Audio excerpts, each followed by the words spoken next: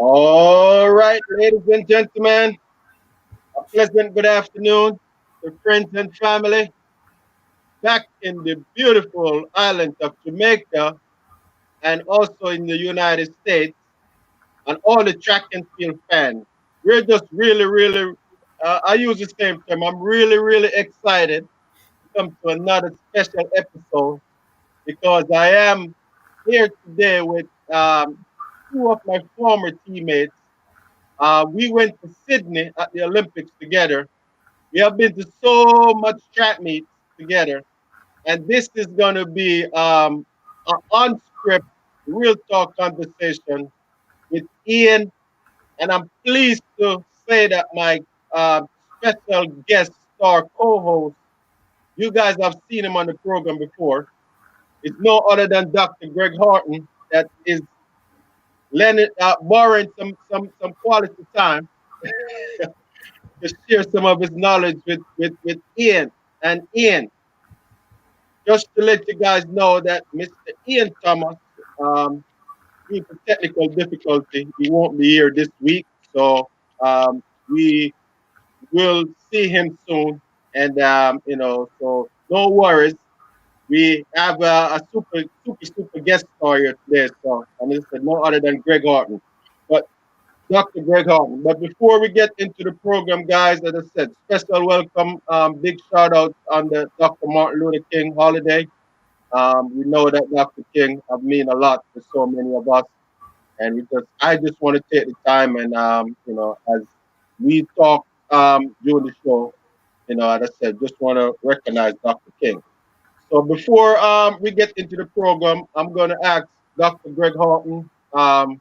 He's from Horton Mentoring Group to introduce himself beautifully with a nice quick short version of himself. Good evening, everyone. It's a pleasure to be on the program again. For those who don't know me personally, I'm Dr. Gregory Horton, three-time Olympic medalist and world champion in track and field. I am also the founder and president for Horton Mentoring Group, and it is a pleasure to be here this evening talking to a good friend of mine, Michael Blackwood. The good thing about us is that the 400-meter runners for Jamaica, even though we were competing against each other, there was always a certain amount of love between us. We want the best for each other. So it is a pleasure to see and talk to my good friend Michael Blackwood. I am so happy to see him today, and I know he has a lot to share. And I have some inside information too that I'll ask him, because these are some of the things that I too wanted to know.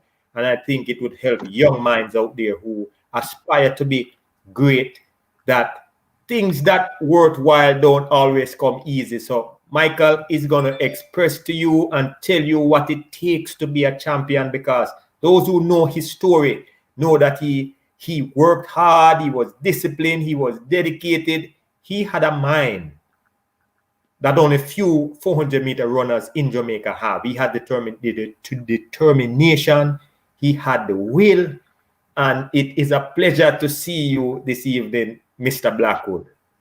Thank you, guys. Thank you, my teammate, for having me tonight. It's a pleasure for me to be here to share my story with everyone. All right. So, guys, just to give you a little summary of Michael Blackwood, of his accomplishment, he has competed in three Olympics for Jamaica: 2000, 2004, 2008. He was an NCAA. Get me wrong. He was a Big 12 champion down at the University of Oklahoma. He's also from the parish of Clarendon, and he's gonna tell you some things, some secrets about you guys may not know him, because he's a very humble guy. He's low profile, and you guys, you're gonna hear a lot more and learn a lot more about him. I'm so happy that he take the time out to come on this program, because I know that the goal of this program is to inspire, motivate, and to educate. And we got two Olympian on here tonight that has actually lived a real life story. And anytime you could get, well, We got 3 Olympian. So I am the one-time Olympian, and but I'm very happy for my accomplishment. But for us, it's a lot more family because we competed from high school, college, and professionally. We're all around the same age group, so we pretty much know each other. And I'm proud to say Blackwood is also a coach and an educator right now. And he'll tell you a little bit about that. So let's get in the program because we know that we want to use as much time to get the information out. So, guys, as usual, we want to go back from the grassroots, from Michael Blackwood. We want to know where everything all started. We know that he's from Clarendon. We know that, look, he have an older sister that actually was into running before him. So there's a tradition story in his family. So let's go all the way back, Mr. Blackwood, from tell us a little bit where you're from in Jamaica. Tell us about that great community that you're from, and just tell us a little bit about what sport did you start doing at a young age? Okay, so I'm from a district in Portland Cottage, in Clarendon, called Portland Cottage, Veer Clarendon. It's a fishing village. If you didn't know, I'm also a fisherman. So that's one of my secrets that lots of people don't know. But anyway, so I come up from humble beginning. In that district, a lot of fast individual youths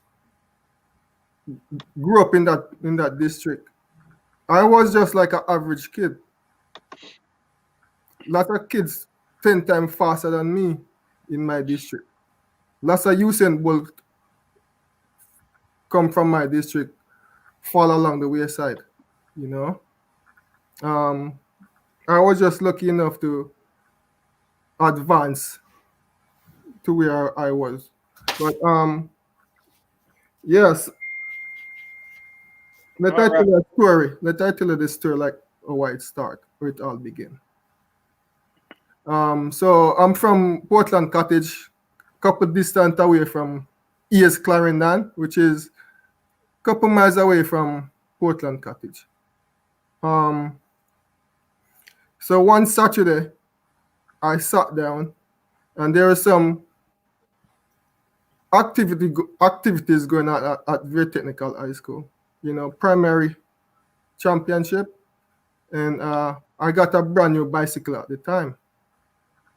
So I decided to take the bicycle and go all the way to the primary championship, because I wasn't selected on my team at that time, because I was just, having fun at the time. So I ride my bicycle to Veer Technical High School, where lots of event is taking place. So, I have on my street clothes and everything, and I was watching all the events. So my eyes catch the high jump event going on.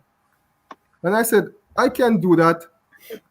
I'm still wearing my street clothes. So catching was there.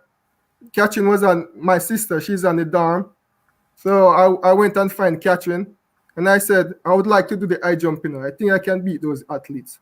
And she said, really? So she took me over the male dorm to find a pair of shorts from one of the male athletes. So we put on the shorts and enter the event.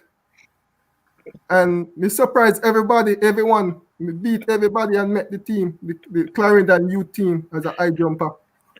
And so it started, from a simple ride. No one will know that story. Man. Sit back, relax one Saturday morning. I said, I'm going to take a ride, I'm going to take a ride out. That ride out changed my life because it opened the door for me. And from that day, I start take the track and field thing serious as a high jumper. I start out as a high jumper. I represent my parish of Clarendon as a youth.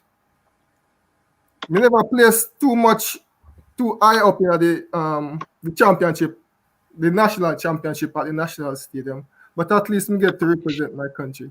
So that's how it all begins, from a simple ride out. You know, everyone need to take a chance. You know, just take the leap of faith. Yes. All right.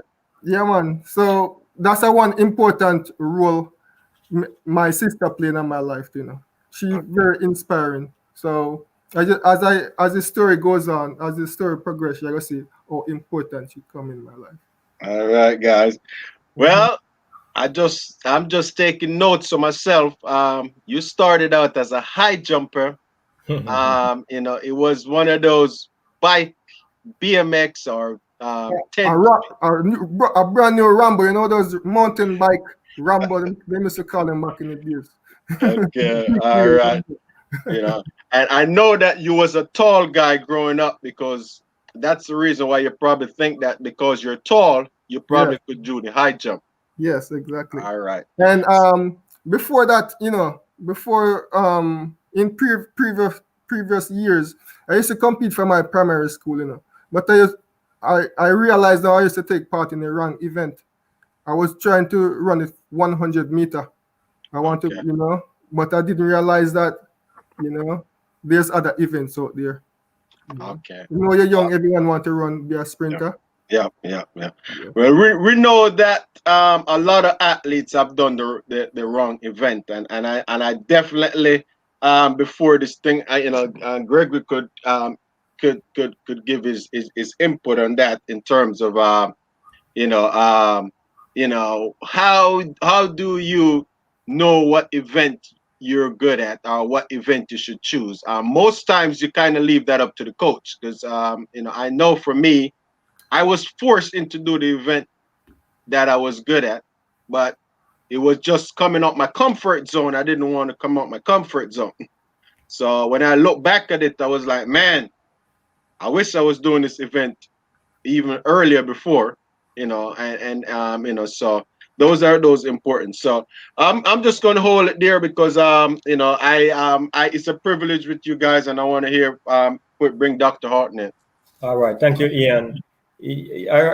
First, I want to say that you have a wonderful sister. I think Catherine Scott played a major role in helping some of the young girls during her time to be motivated. Because I remember when I saw Catherine and Merlin Fraser, you know, they just looked different. The way they dressed, the way they competed, the way they talked, you could tell that they had the mind of a champion. So I'm not surprised that she was able to influence you. And every time I talk with her, she always have something good to say about you. And I admire that, to know that you guys came from humble beginning and you still kept that closeness through thick and thin.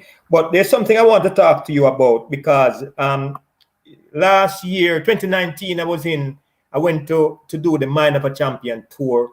And I was at Veer Technical, and I was at Garvey Masia, and two other schools in Clarendon.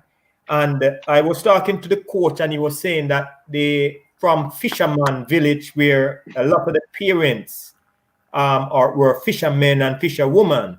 And because of that, it seemed like the athletes that he was trying to prepare, that they seemed to lack that level of motivation, you know, where I was thinking when I saw them, to say, look, this is an opportunity to use track and field to advance yourself. At any point, how did you feel about, you know, being the son of a fisherman and still striving to achieve your best? Was that something that came to mind, or were you just going through the motion like everybody else? As a young kid in my district, you know, I used to juggle lots of different sports: cricket, football, and street running on the street, competing with other guys. But my father instilled in me, like, hard work, you know. For example, him teach me about life. My father give me a test one day. He give me some wood for chop up. And me start chop the wood from the slimmest point, right? You know how they treat them, them grow from big trunk up to the top, then get bigger. So me start chop. I test him, you know. Give me a test, my father. So him give me the thing, the cutlass, and tell me to start chop up some wood. So me start chop up the wood from the slimmest point. And he said, no, man, stop. And then teach me a life lesson. He said, start from the biggest part. And a light bulb click in my head. And I said, my father tried to teach me something, you know. So when me approach life, you have to approach life from the biggest part of the project. You don't want to start at the skinny moment, at the skinny part.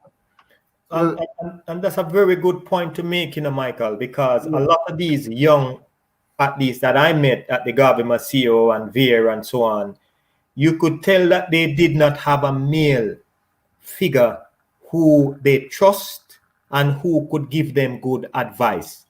And I think that is one of the things that is affecting our community, the African American community, not just in America, but also in some of the developing communities and the inner cities in Jamaica.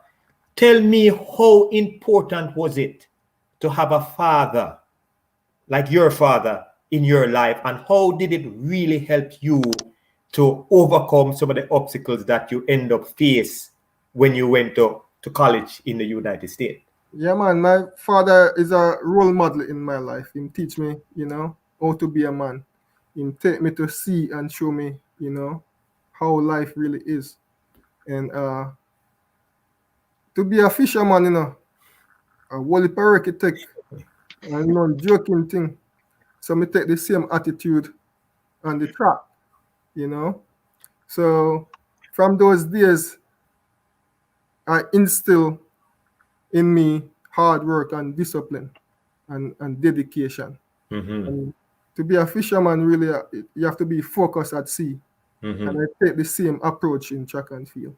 Because if you do anything while you're not focusing at sea, that you probably don't even come back home. So you have to maintain the same discipline and focus to the track and field. Yeah. I have two more questions before I turn it over to Ian. You said that you were lucky when you compare yourself with some of the other guys then in your community who had talent. Why did you say that you were lucky instead of, since you already had the discipline and the dedication? I would say I'm lucky to have my sister. She come back and play again. She was one of them because she involved in the track and field thing, and she guide me. She guide me along the way to stay focused, you know. And if I stay focused and do my thing in track and field, I will reap the reward in the future, you know. In terms of maybe get a scholarship or something, you know.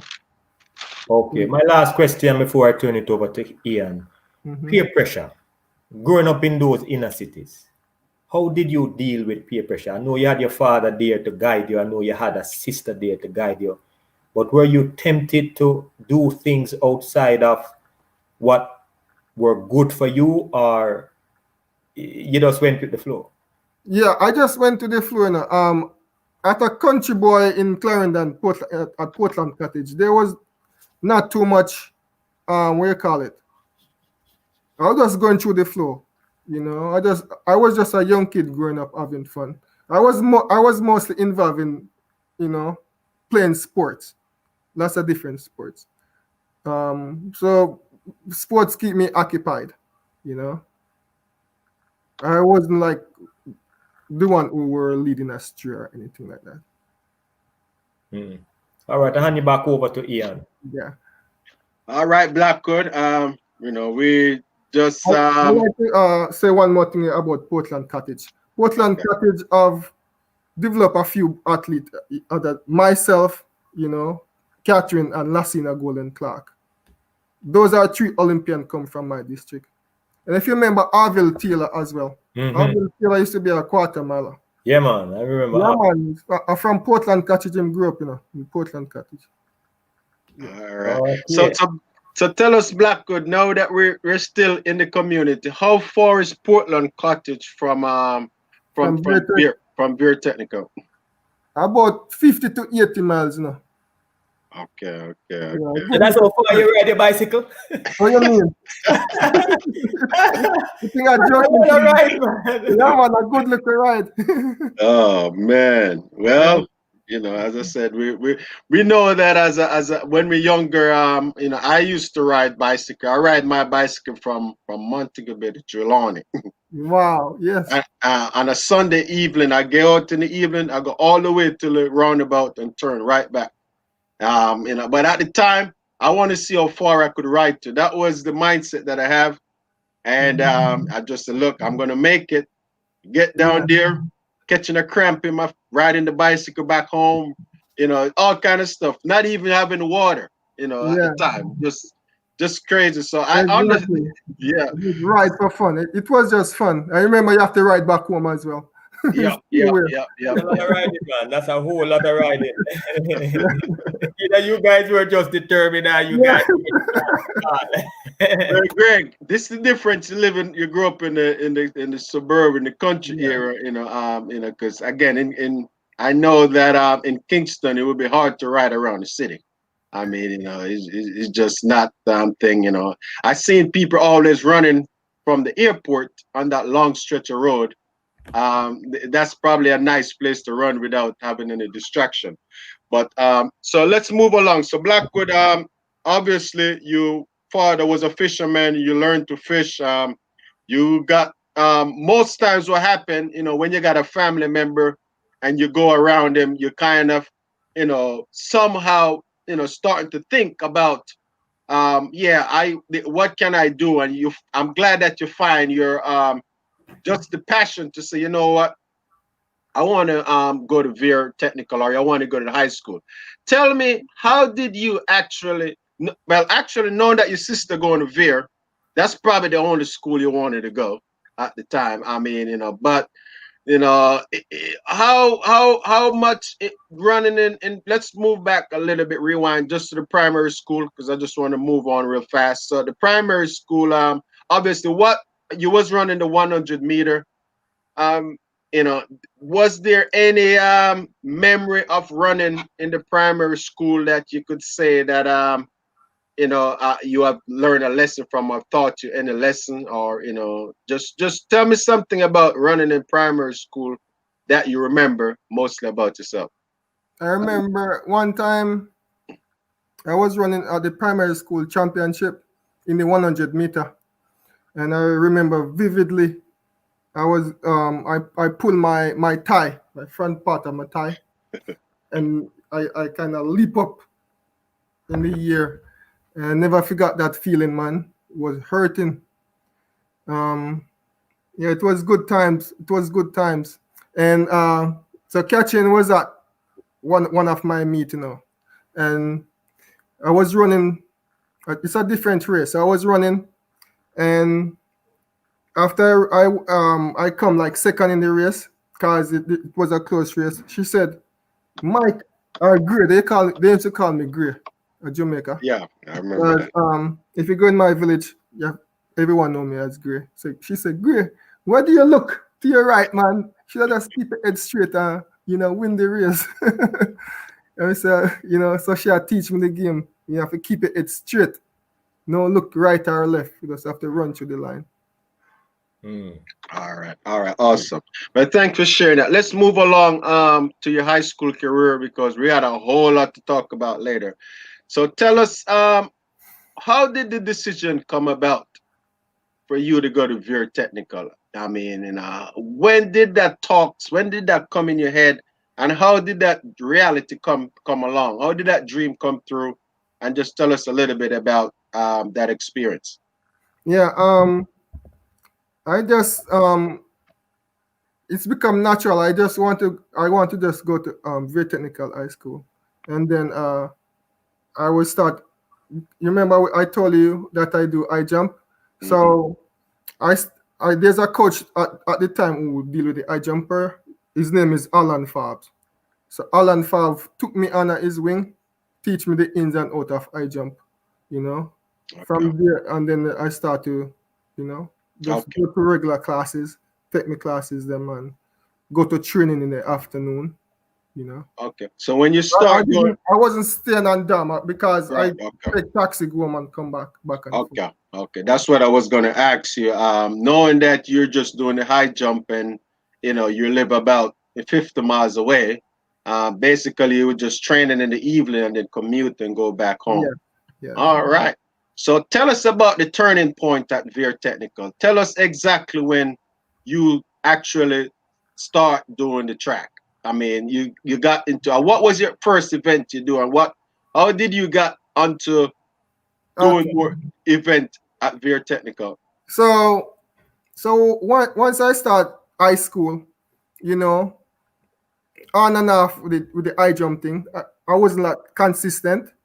Then I reintroduced myself back into the high jump, and then Mr. Arton, Constantine Arton, kind of give me a prep talk, and he said, "Michael, do you know that you can run the 800 meter?" Once Mr. Arton draw in our corner and start talking, and some long conversation and some big words them man they use, So he convinced me to do some train for the 800 meter, and then Mr. Arton training no really, I don't know, joking thing, some serious training. So I started training Mr. Arton, and then my vibes kind of break from the race, from the training, because them hard training. Once it reached 12 o'clock lunchtime, we start fret. Yes, man. Once it reached 12 o'clock lunchtime, we start fret about the training, and me start get timid.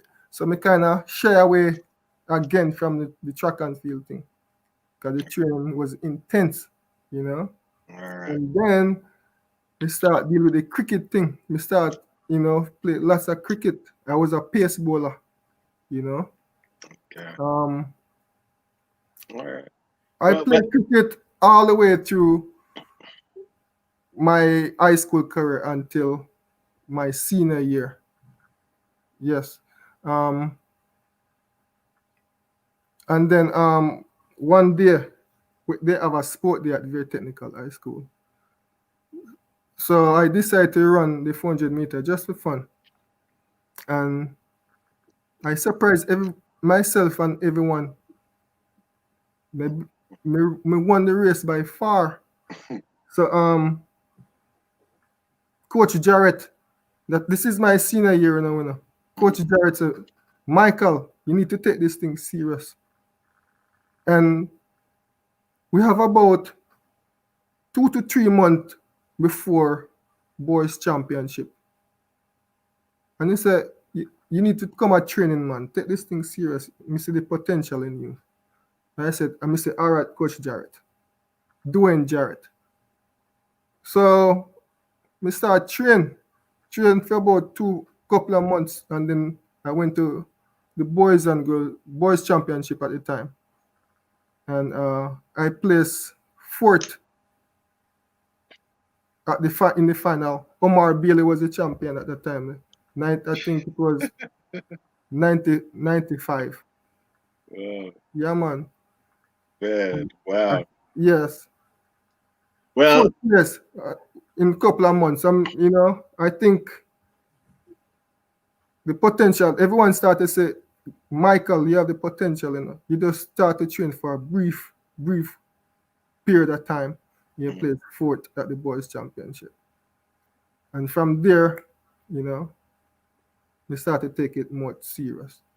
all right. So typical. So just the fact that you start training late, I know that it probably was difficult for you to get a scholarship, knowing that was your first year, doing the event and you reached fourth and nobody knows about you. Tell us, what happened after you graduated from high school? That was after 95. I was lost. I started to do the fishing thing again with my father. And then me realize this fishing thing hard, you know, man. Hard work, low pay. Sometimes I wonder, my work so hard. Sometimes you not catch no fish. So so a friend of mine, Arville Taylor, the Taylor's brothers, them at the Jamaica Track Club. So them asked me to come and, you know, join the team. And them talk to Mr. Mayer. Mr. Mayer is the manager. And Coach Haywood, Oliver Haywood, then bring me on. I went there and then welcome me. But about a year at the Jamaica Track Club, you know, me start develop, you know, me athletic ability. Michael McDonald was there. Arville Taylor was there. Yeah, man, trained with Michael McDonald, you know, big star, you know. Yeah. And But, you know. But Blackwood, I have to give you a lot of credit, man, because the path that you take, a lot of people would have quit. But it's something that say, you know what? I know that with your dad being a fisherman, that's kind of the only thing you know, and you keep going to it, but it's something else that you want. Yes. You know, so just for you now to join a track club and we see how it is. You know, a lot of people finish college and things didn't work out, and then they just stop. And if you have hanged the spikes up, you know, you for all that you have accomplished in track and field, man. You know, we don't know what the future would have been for you. You know, I still believe you would have figured something out. You know, you probably would have had one of those big fisherman cottage, you know, in the community.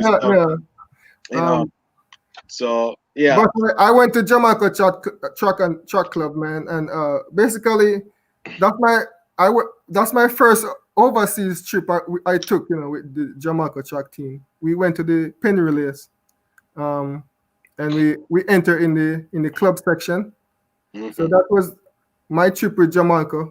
It's a good experience, you know. Then Coach Haywood, man, he teach me a lot. Yeah. All right. Well, big shout out to some of the viewers that's tuning in right now. We got one of your Oklahoma Omar Brown. Omar Brown. Yeah, man.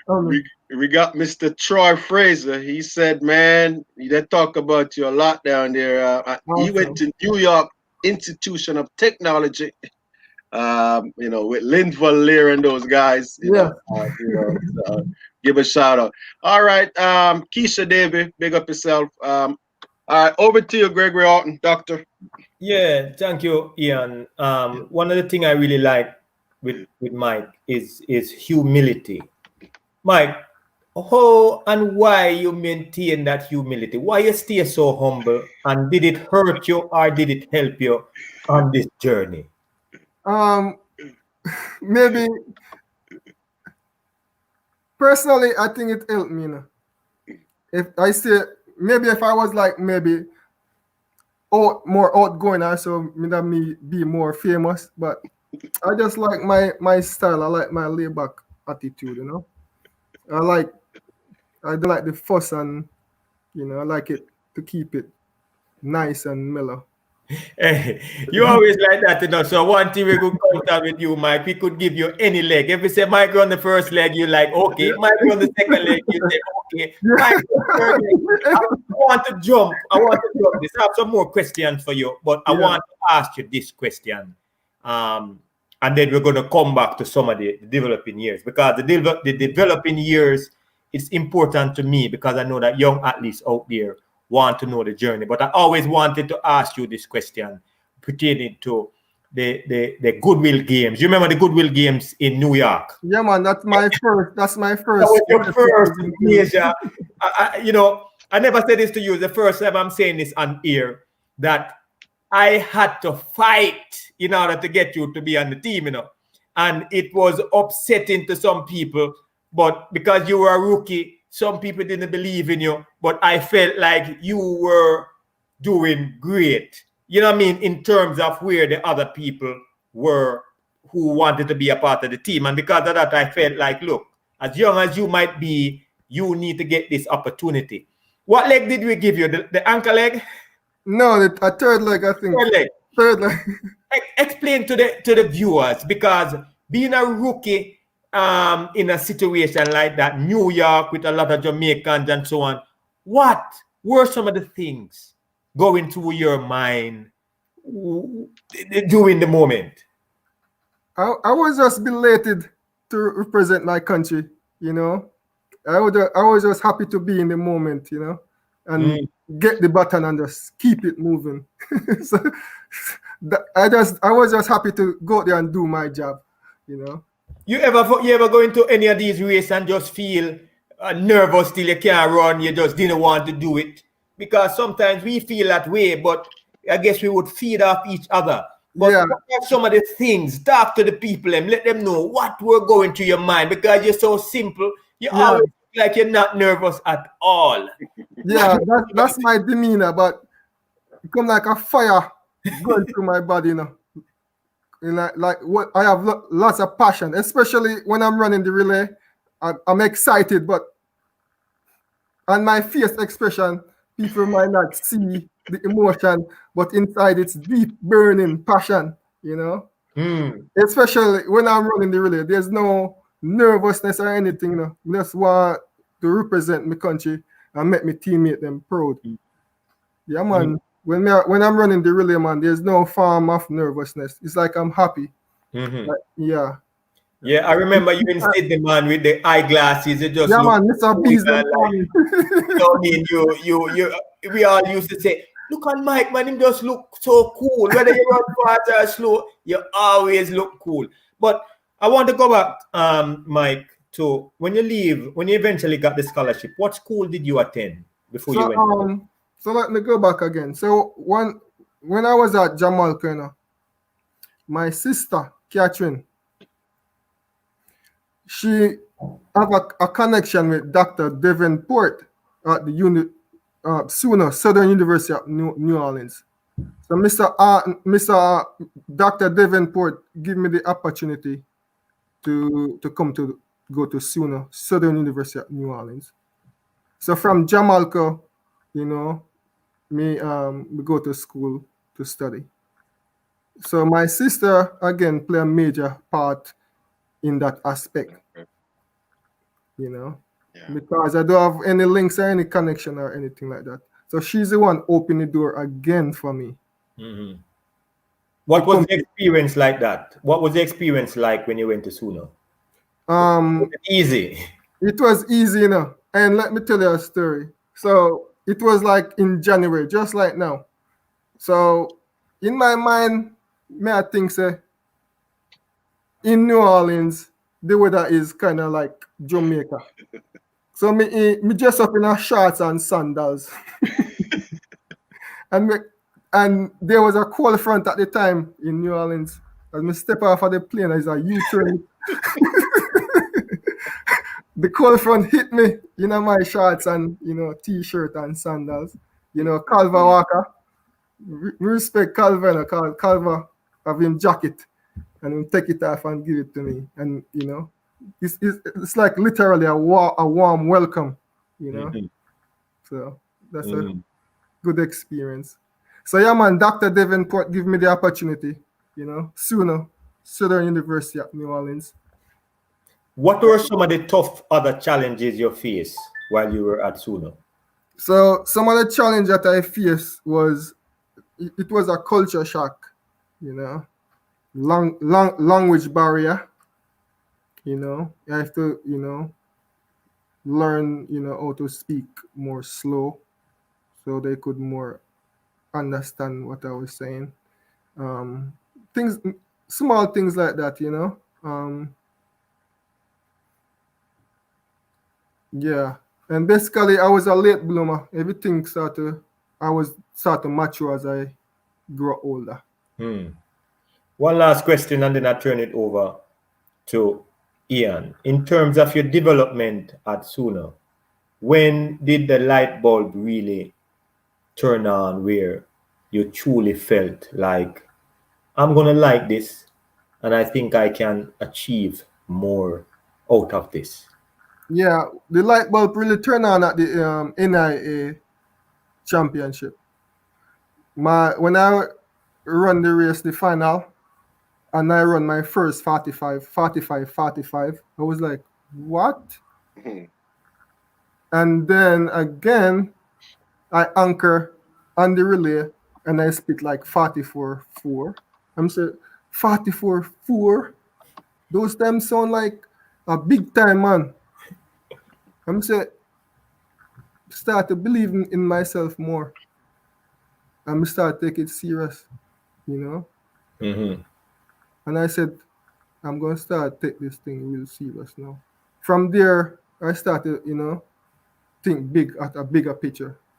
So if you didn't get the results per se, you wouldn't believe that you were capable of doing these things then? My objective was to just to come to college and get a degree.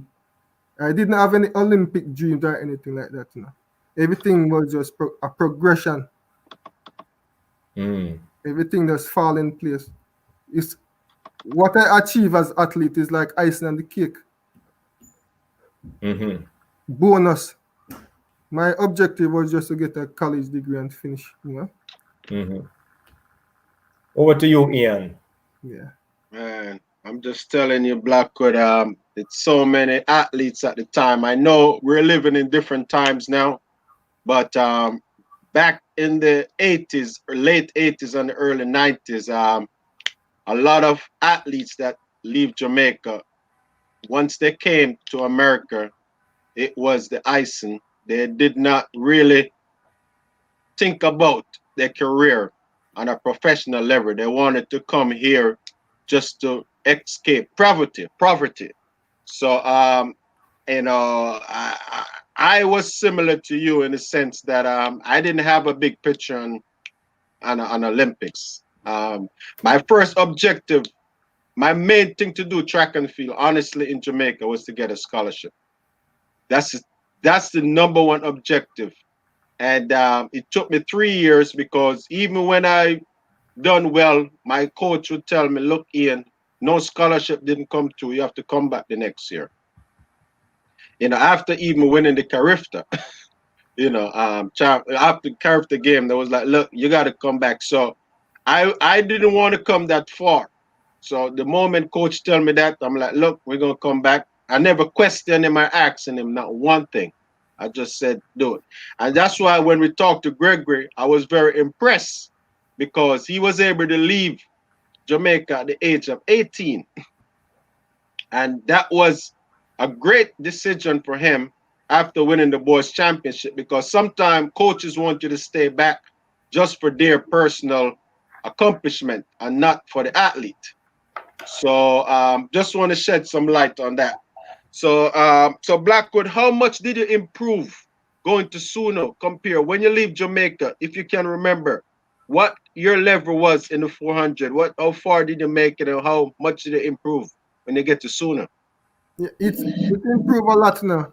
But I give a lot of credit to Coach Haywood because I put in the foundation from at the club, Jamaica Track Club.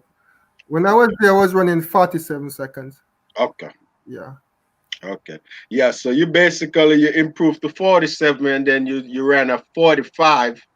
46. I used to run 46 like in Okay. the developed meets, Okay. get leading up to the championship. And at the Okay. championship, I peak at 45 seconds. Okay. So just running for Jamaica, I just wanted to see what was it like.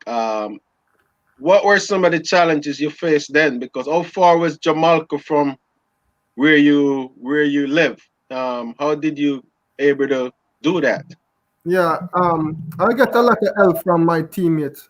I used to live with one of my teammates. His name was Kochi at the time. Okay. So I used to stay with him. He live about maybe 15 minutes drive from Jamaica. So I stay with him for a period of time. sometimes I go back home on the weekend. Okay. And then from there, I go to practice. Yeah. Okay. So definitely, you feel like Jamalco have developed you a little, prepare you for when you get to Sooner, because you actually did all your fall training down in Jamaica, because you came up in January. Yeah. Okay. So when you heard that you was getting that scholarship, Blackwood, when you was in Jamaica, and you actually heard you got the scholarship offer, you got the paperwork. How did that make you feel? How did you how happy were you? Can you bring us back to tell us a little bit?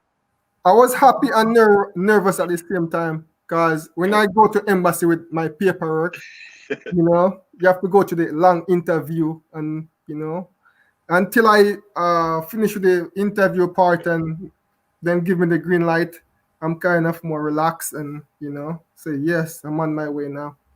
Okay. All right. Yeah, those were the days, because sometimes you get the I-20 and you Yeah, go. I yeah. know people go and they don't get through because of maybe just the way they answer the questions. They want to find out more. They want to do some more research. So it's not a guarantee when you get that I-20. You always got to go there and go through that process. So Yes.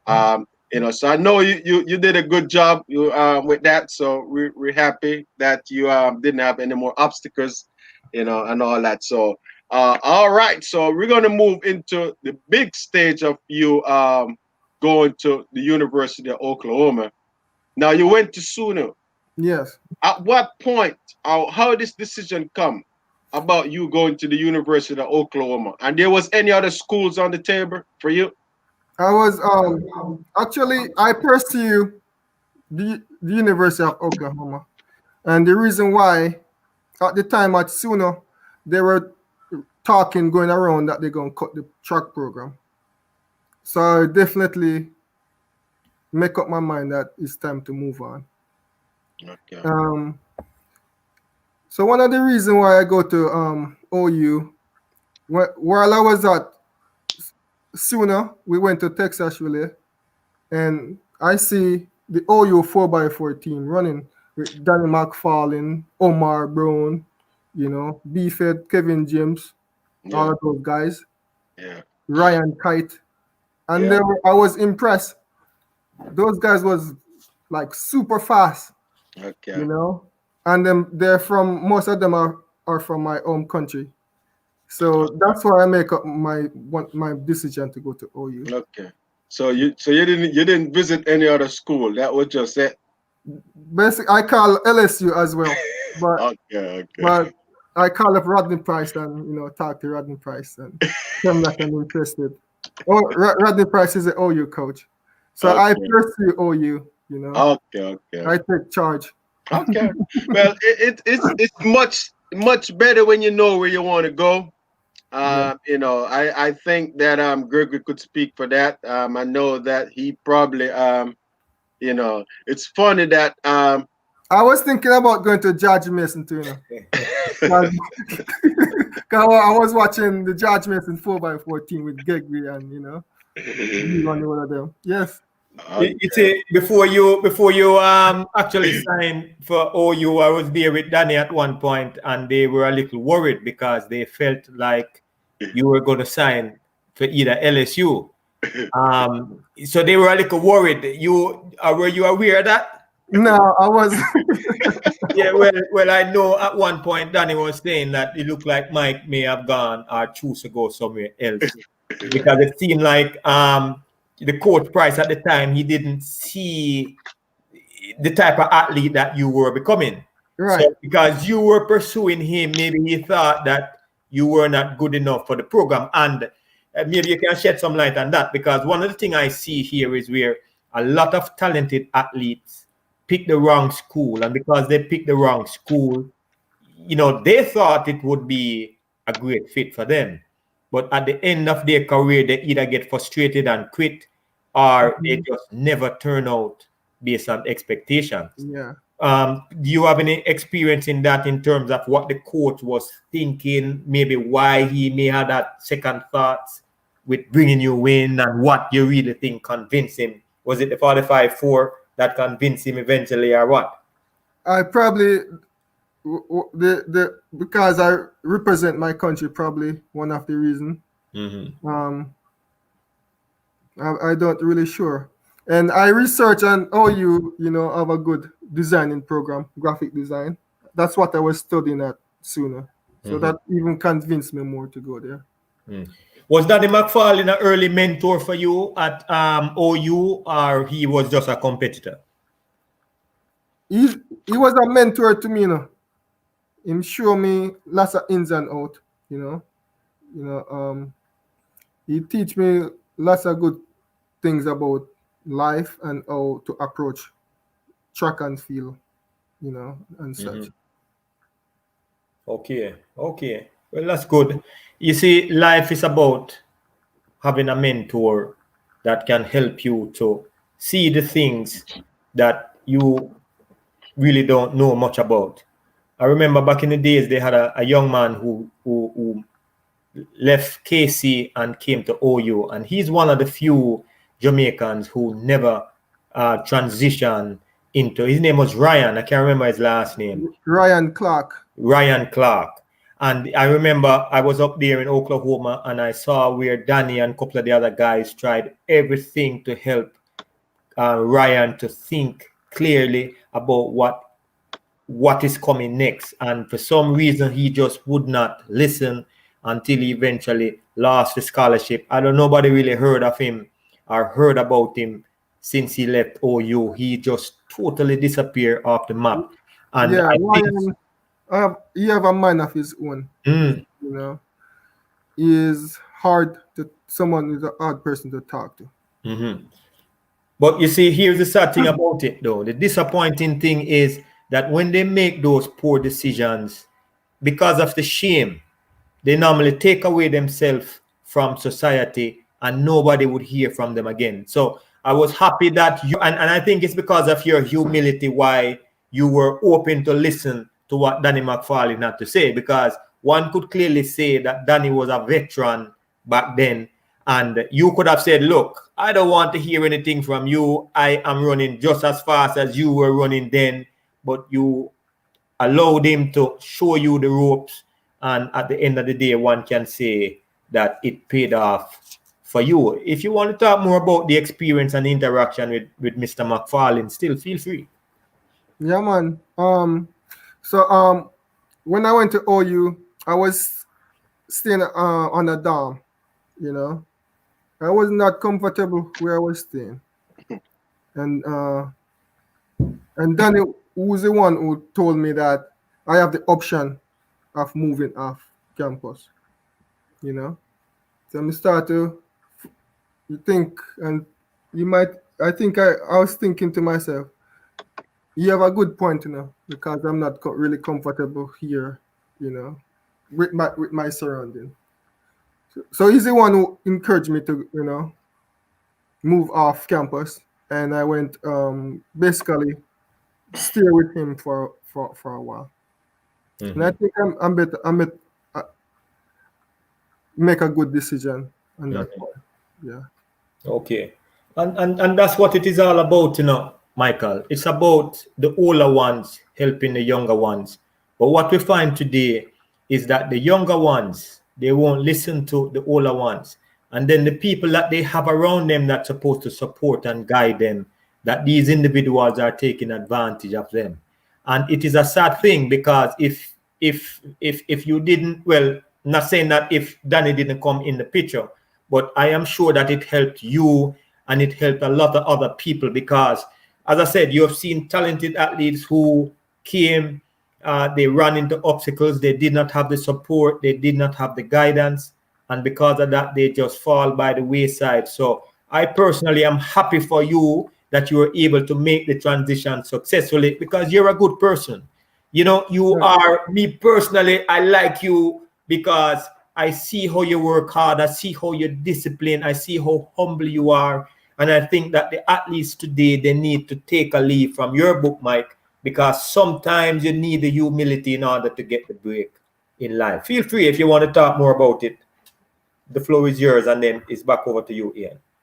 Yeah. sometimes it's best to stay humble, you know, because it will take you a long way. Not because you're humble, you're a weak person. You know, you are just as strong as anyone else out there. Yes. Over to you, Ian. Well said, Blackwood. So, if something came to mind while you was talking, tell us about when you went down for the Jamaica trials in 1998.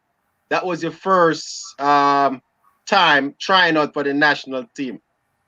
Tell us a little bit about how did you feel competing against all the big names, guys that that you saw the 96 Olympics where those guys,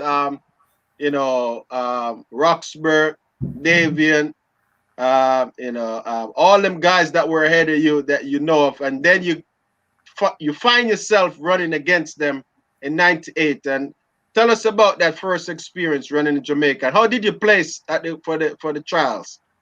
I think when you talk about feeling, I was feeling nervous, man. Yeah.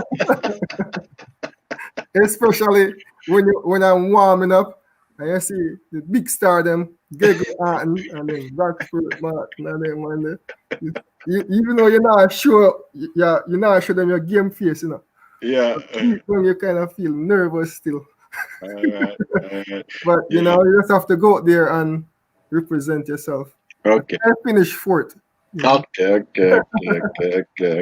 So that was your first big taste of the thing, and for that year it wasn't any big major championship. As I said, it was an off year.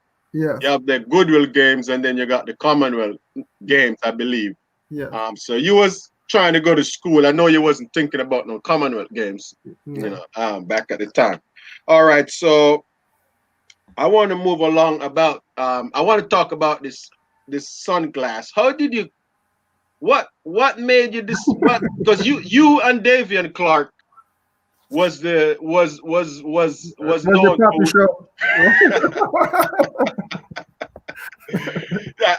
So tell me how did that come along? Because did you train in it? How did you come along? Just starting to wear those sunglasses. I just think it's look cool. I used to train in it sometimes, but at the meet, I think my first glass I wear was at the pen relay. Or before the pen relay.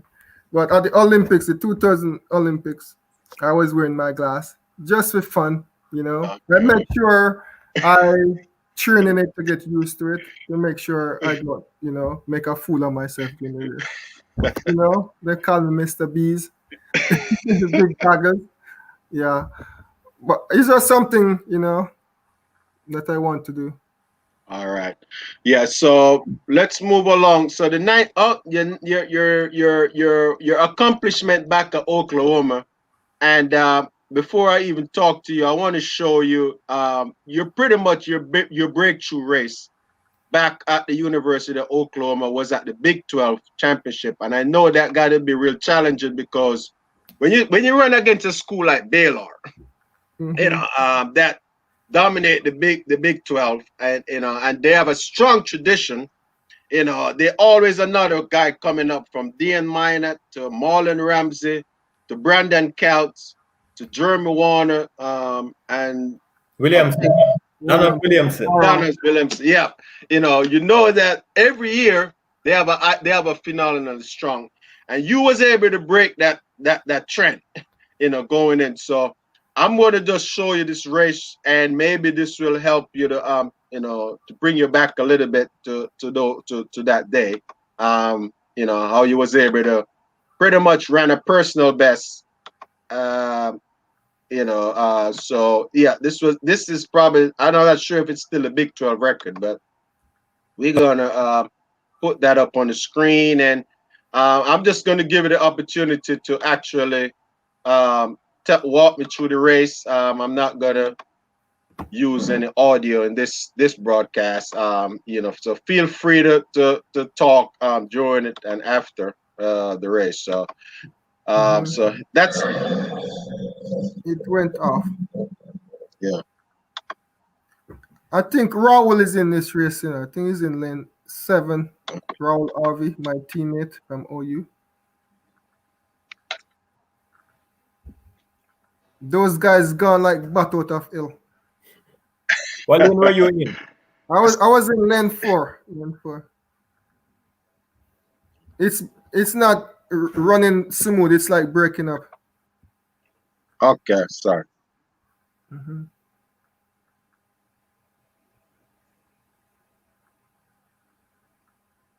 That was So Brandon. I went out about 21-8. Brandon went out real fast. He was a favorite to win the race. Yeah, I was the underdog, Wasn't getting any spotlight, any attention. I surprised everyone. But I feel good in the semifinal. I run like 45-3, and I was feeling good. All right, so that's pretty much what one of your. So how did that make you feel after running that race? So when I won that race, it was I hear the commentator say that's the fastest time in the world now. Right now, that's the number 1 time. I was like shocked, and it was a proud moment, very very proud moment. I was just happy to run that time. So let me go ahead, Gregory. No, I usually say sometimes it just takes one good race, because it's not that you don't believe in yourself, but the way whole life is, it's about the development of the mind. Because when you do the physical work, sometimes it can elevate your mind to a higher level. And I think that I remember that race. I didn't see it the first time I'm actually watching it, but I heard about it, and it had a rippling effect throughout the track and field arena because you beat a good field. You came there as the underdog and you were able to pull it off convincingly. You ran well through the first round and the final.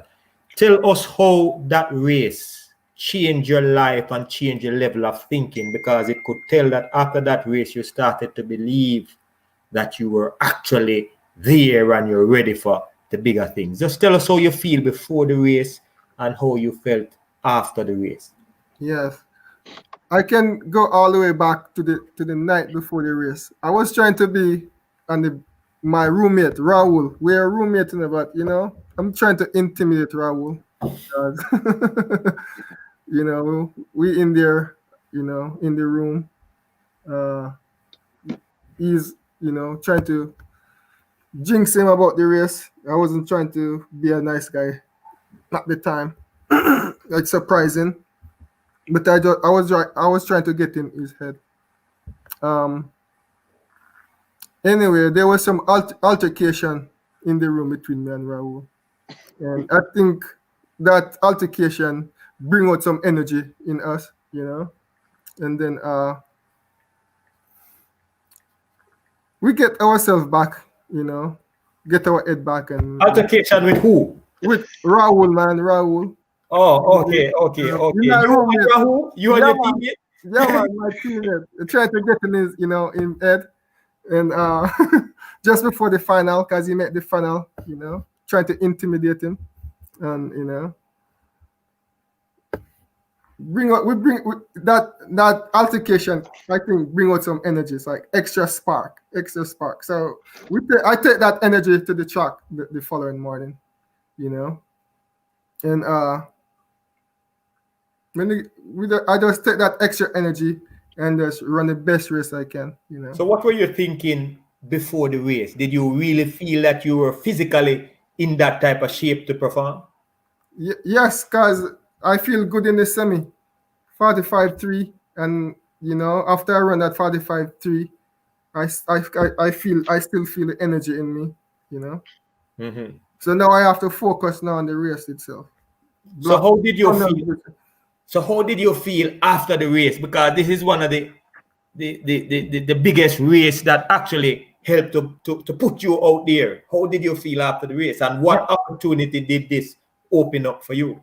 I feel really good, motivated, man. You know, number one time at the race, the world number one time. You know, I start to feel proud. I start to feel happy about this accomplishment. You know, it really sink in when I really driving back home on the bus. So I really run this time. I really break the Big 12 record. That's the Big 12 record. That lots of great quarter mile pass through. You know, you can name them. You know, so it was just a proud moment. You know, I was elated. You know. Mm-hmm. Yeah. Over to you, Ian.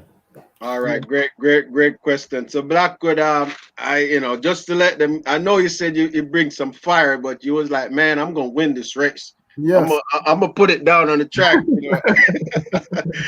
So yeah, I help you out. You know, you're like, yeah, man, yeah, we'll see how it goes tomorrow. So I understand those situations. I personally never run a race upset with anybody before.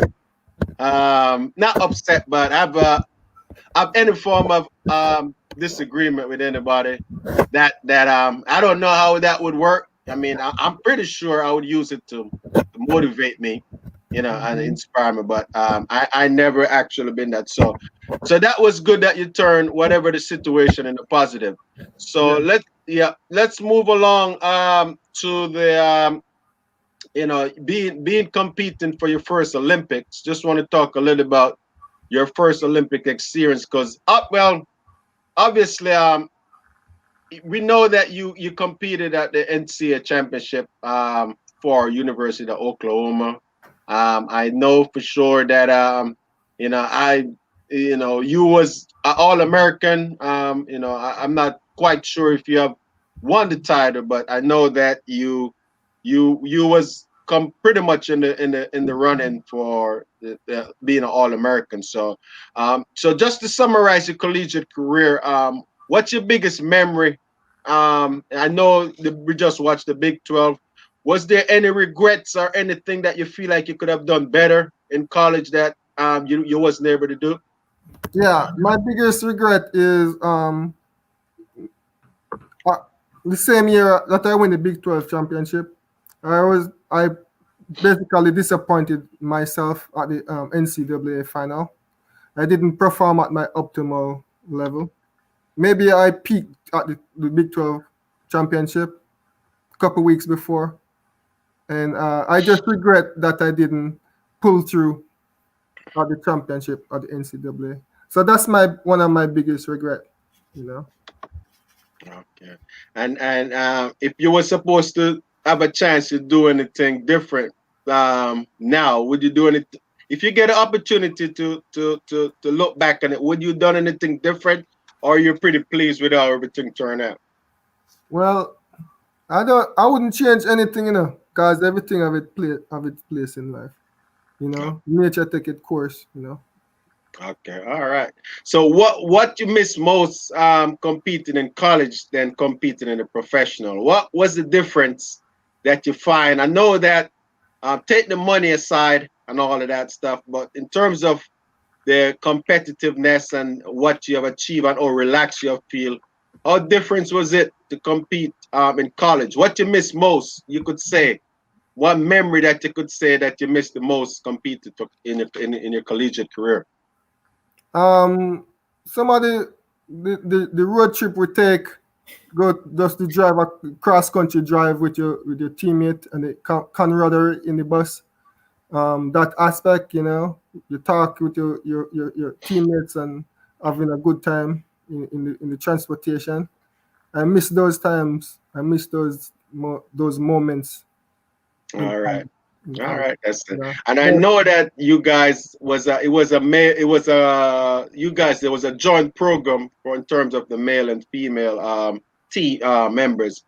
How much supportive? What's the best advice you could say you received from your collegiate coach? My best advice from my collegiate coach, I would think that you just to stay focused and be myself. Do the best I can at the moment during the race. All right, awesome, awesome. Yeah. So I want to move along to your first Olympic. Dr. Arden, any more thing that you have to say Yes, about this college? yeah, there's something I want to talk to you about because I noticed there were a couple times whether it was indoor and outdoor that it seemed like you had a little bit of difficulty qualifying, or you may qualify later on. When you went to the NCAA, say for example, you did not perform up to your ability. What do you think contributed to that level of performance? And the reason why I asked you that, because when I used to go to these things, I used to see some of the guys who wanted to run fast, or females who wanted to run fast, but they were all over the place, moving up and down, doing this, doing that, staying out late, and so on. What do you think contributed to your poor performance? Was it poorly being prepared physically or poorly preparation in terms of your mental focus? It I would think it come down to the mental focus now, because I didn't do anything physically like moving up and down, or I always try to stay focused and get enough, adequate rest that I require to perform at optimal level.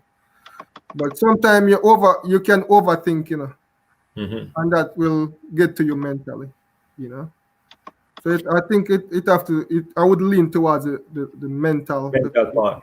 Yeah. So when you feel like that, like you feel like, because we all feel that way, we're so nervous, we're worried about the competition, we start to think more about the outcome than actually about doing the execution of the race. When you felt that way, were there anyone that you could talk to and just be honest with your feelings and why you may feel this way? Were there anyone that you could talk to?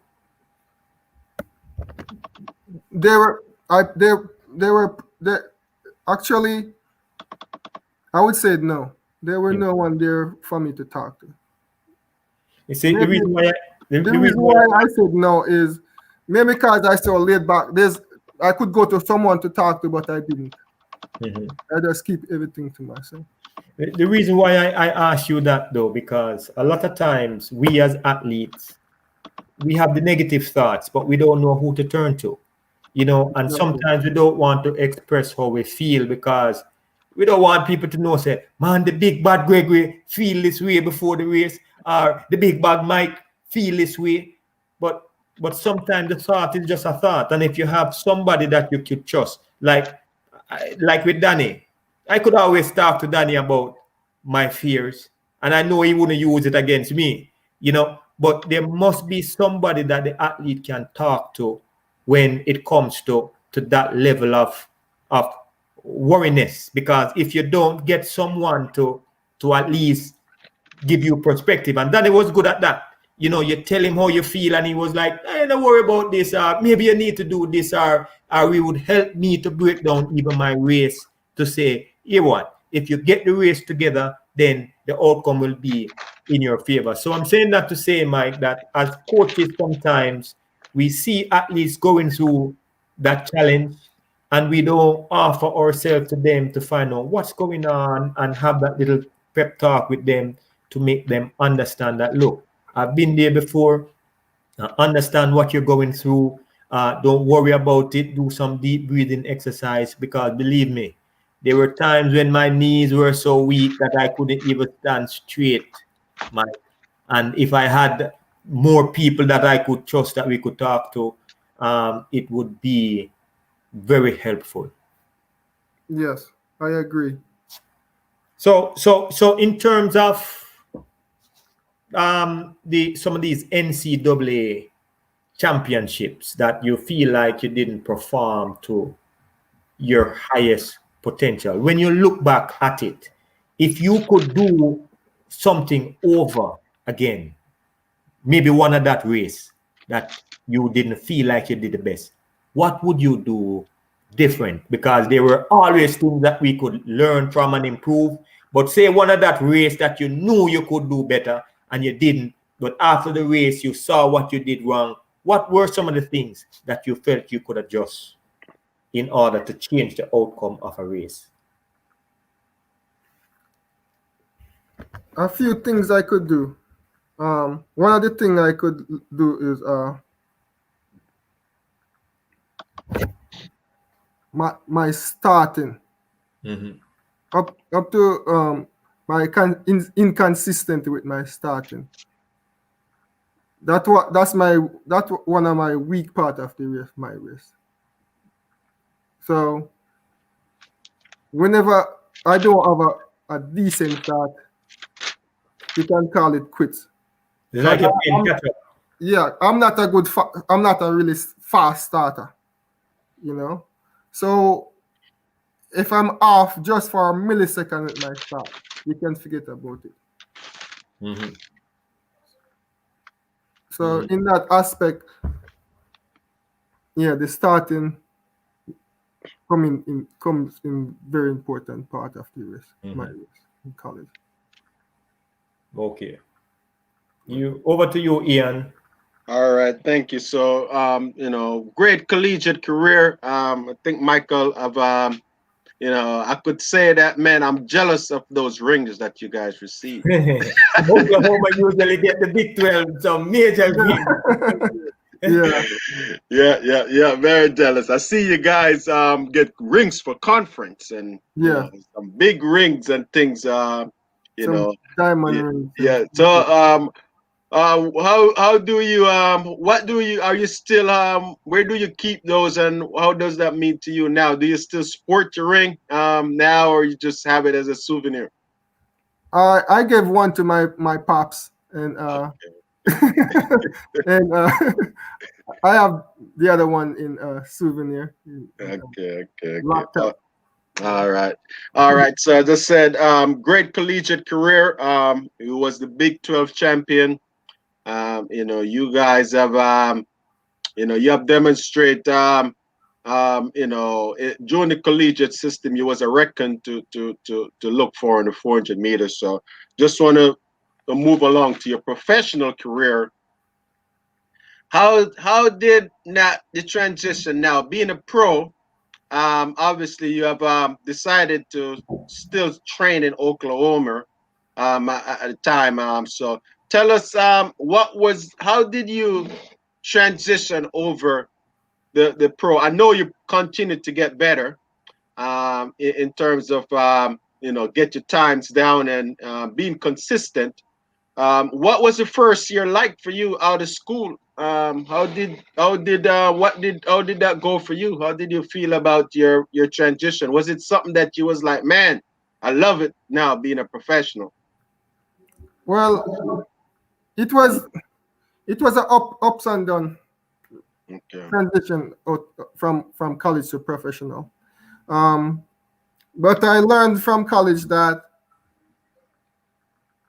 in order to run in the professional level, I have to focus mainly on my weakness, which is my start. So I start to pay close attention, to how I approach getting out of the blocks. And that can help me a little bit in the professional. Okay. So your first year as a professional, was that the year 2000? Yes. Okay. So let's talk about going down to Jamaica, competing at the national trials, going out for the Olympics. How satisfied were you at the trials on your performance? Again, I was disappointed, just like NC's. Okay. I want to represent my country in the individual race, and you have to finish in the top 3. At the trials, I finished 4th, but I still get a chance to make the relay team. All right. Well, I said I know that got to be difficult. Finish 4th place. We know that in any event other than the 100 and the 400, if you finish 4th, it's a done day for you.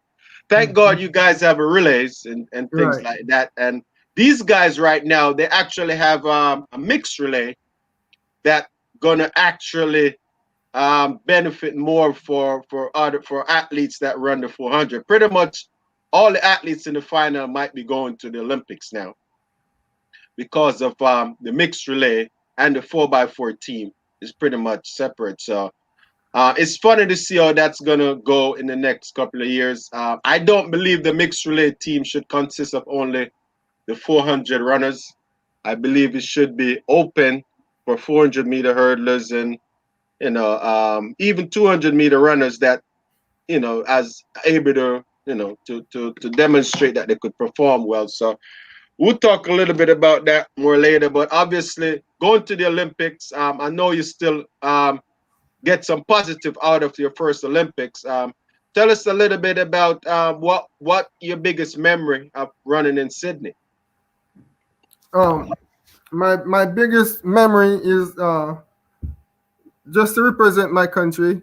It was very excited, get on the track, and you feel that rush.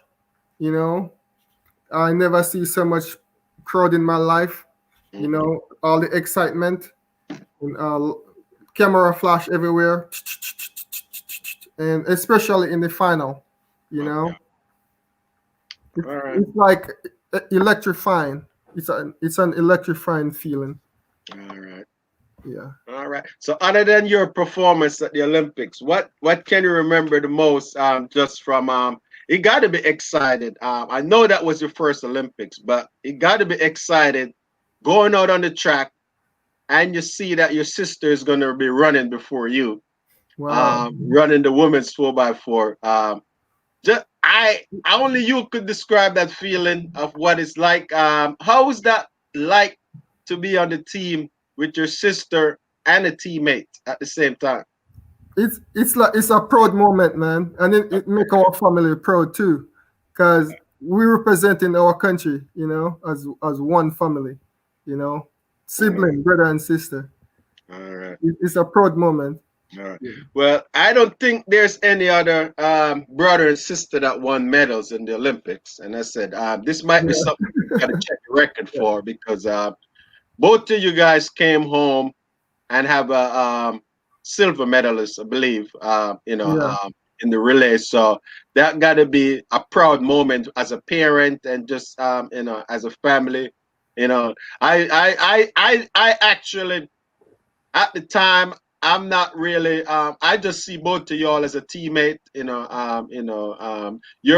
I didn't even know that Katrin was a sister for a long time.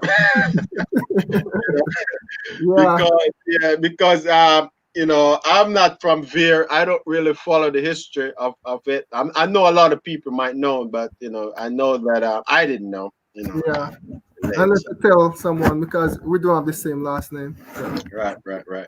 So that, as I said, gotta be. So after the Olympics and that was finished, did you guys celebrate? How did you celebrate? Did you celebrate, or just knowing that? Did you go home? How did you guys have a family celebration? We just have a family celebration. There was no There were no community celebration. Just close family celebration. All right. So now that we're on that topic, and I know Greg, we could talk about this because we're going to talk about role models, and we talk about the mentoring and things like that. And I know that your sister probably played some of those roles for you. At some point, but I know that you did not have a mentor that would walk you through from a different standpoint. But let's talk about role model.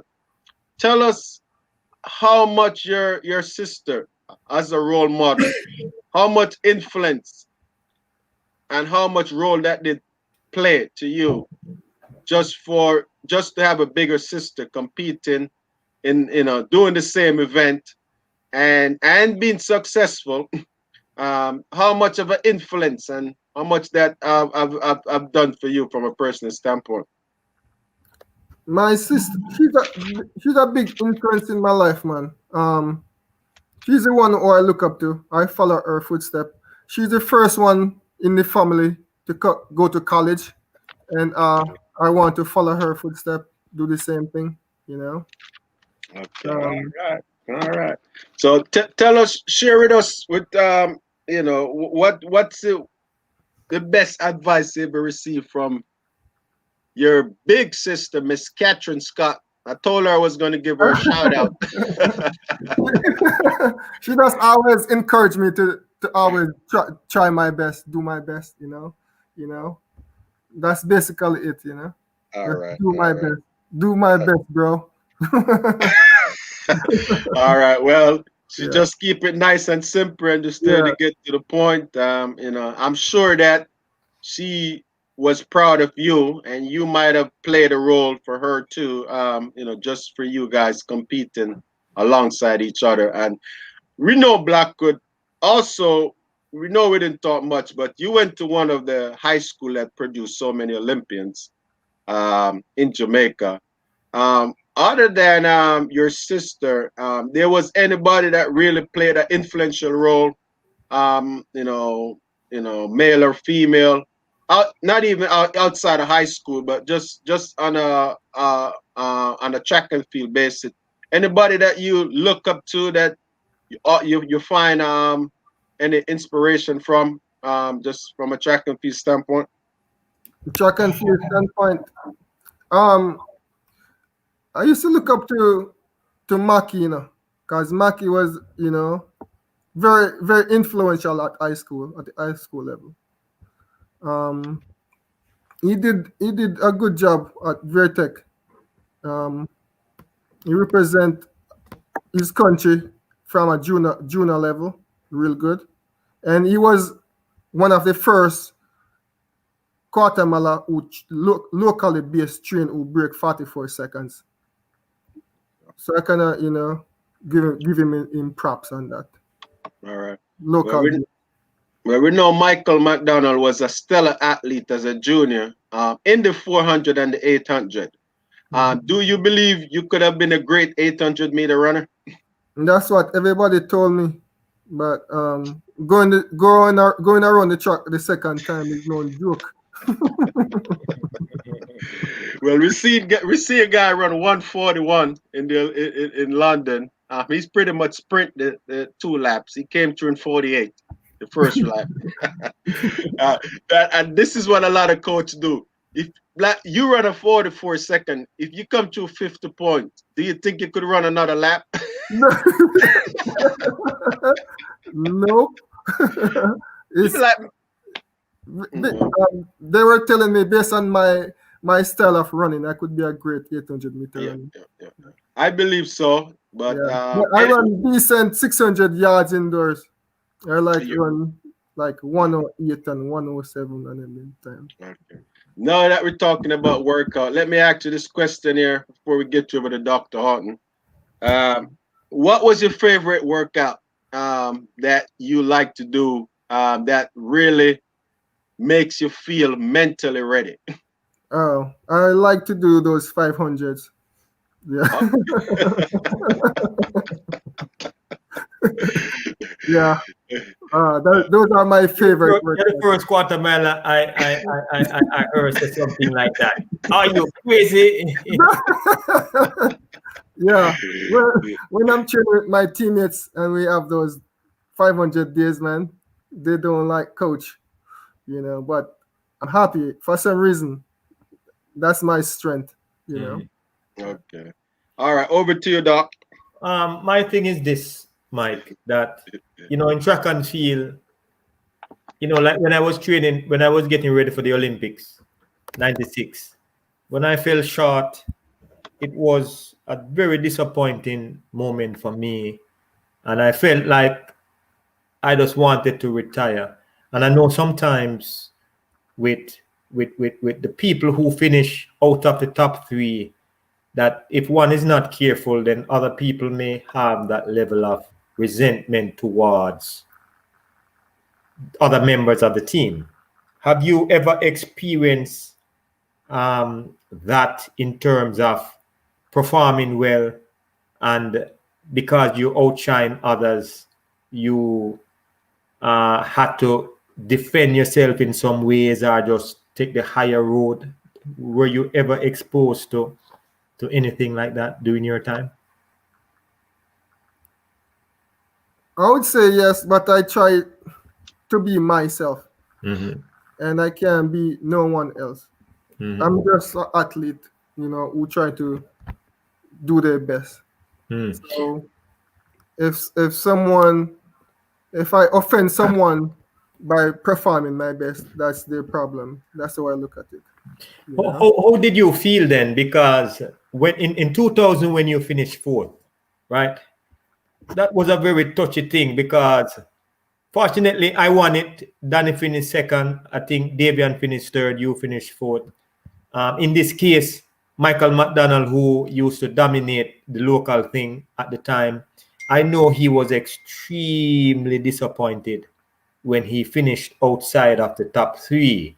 How did you feel? I know you were happy for yourself because at least you would be a part of the top four. But how did you feel knowing that Mike was so helpful to you? You aspired to be like him one day, and you finished fourth now, and now he's no longer in the official top four that would represent the flat, the relay team. How did you feel? Were you able to have conversations with him and console him and things like that? No, we didn't have any conversation like that. But I feel good about myself because I made the team. But to be honest with you, I wasn't like thinking about anyone else like that. Mm-hmm. Yeah. Mm-hmm. Well, the reason why I say that, because sometimes as 400-meter runners, as I say, we all fighting for the same piece of bread, right? And we have I'm trying to be happy for everybody else. I want my slice of the bread, though, but Yeah. I'm trying to make sure that I get mine. And because I experienced the frustration where I wanted to be there in the top three and I wasn't able to do so, and I know the feeling. This is why I try to be understanding to somebody else who train hard but never make it. You know, Yeah. we all as athletes have to be understanding, and we can't have the spirit of jealousy when it comes to fighting against someone else because they should have and they didn't. I want to ask you another question though pertaining to the Sydney, because some of us felt like you deserve to be on the mile relay team in Sydney, and other people were saying that you're still a rookie because even though it's your, and you know what I'm talking about. Yeah. Yeah. Did it affect you with people still thinking that you're a rookie even though you were able to perform well? How did that make you feel when it was time to run? Say it really affect me because I'm cool and relax like Sunday morning and just make everything flow. Mm-hmm. So if I make the team and I know that I deserve to be on the team and play my part, and I just go out there and do my best. If the coach selected me to run on the leg that day, so be it. Mm-hmm. That's how I look at it. The reason why I asked the question, Mike, because we're on a program now and a lot of people don't know what happened in the background. The only people would know would be those who are on the team. And as I said before, there were times when I had to fight for different athletes because I felt that you deserved to be on the team because you performed better than most of them when it counted the most. And sometimes you'll find that seniority, people who been on the team before, they want the right to represent their country, even though they were beaten by a freshman. And we had to fight. Well, I personally had to fight to make sure that, look, you're going to be on the team, not because I like you or I hate somebody else, but because you earn the spot. And I think that more of us should take that position to make people know that, look, if you want it and you deserve it, you're going to get it. If you don't get it, maybe because you don't deserve it. Because it was said to me that one of us, a member of the team, end up threw away their medal because they did not like the fact that they weren't a part of the top 4 because we went through the rounds. Now, I know that people may not want to talk about that, but we can't always sweep that under the rug. You know, people who deserve the opportunity to be there, it should not be seniority. Because when I finished 4th at the trial, I could have fought to be in the top 3, but it would be unfair. Yes. Take that opportunity from Roxworth Martin, because look what he did. He ended up doing great things. And we saw it in the 2004 when Shelley-Ann Fraser too, who was a rookie, ended up winning the trials, and people wanted to take her off the team and put another senior person. And look what happened. You know, so it is important that you as a coach too, Mike, that you may like a person who is on your team, but if they don't deserve it, they should not get it, because sometimes it can psychologically affect that person that you took away that opportunity from. And I'm sure that if we are teamed up against you, Mike, and take away that opportunity, I am sure it would have broken your spirit and you wouldn't be able to achieve a lot of the things that you wanted to achieve later on in life. Because without a doubt, you have been one of Jamaica's best 400-meter runner based on some of the things that you have accomplished over the years, right? So talk to us. If you have anything you want to share with us, feel free to share it, because, you know, it's your night tonight. You know, people don't hear a lot from you, Mike, because you're quiet, you don't say a lot, and you always take things with a smile. And it is good that, you know, even though you went through your own struggle, you're still able to stay focused. Now, I'm going to hand it over to Ian. You can say what you want to say, but I'm having some burning desire to ask you some questions pertaining to our federation and your and all of that. So I'm going to give you the chance to answer, and then I'm going to hand it back over to Ian. Yeah, so well said. So at the Helsinki game, 2005, when some younger Guatemala were coming up, and the coaches them decide not to let me run in the final, and I didn't give anyone no fight. I just them say, you know, I just step aside and let the young man them have them chance. So based on where I say it makes sense, you know, if the coach believe that you have a better chance of performing with different athletes, you know, let's give them the chance. But do you think it's fair that even though you earn your spot, if you earn your spot, if I earn my spot, I have all the right to represent my country, right? Because I earn it. It's fair. So no one should be envying me or you know. So what do you consider earning your spot? If you finish in the top if 4, I finish the top 4 and I'm maintaining my fitness and I'm performing at that level, I believe I should represent my country. The best man at the time, right?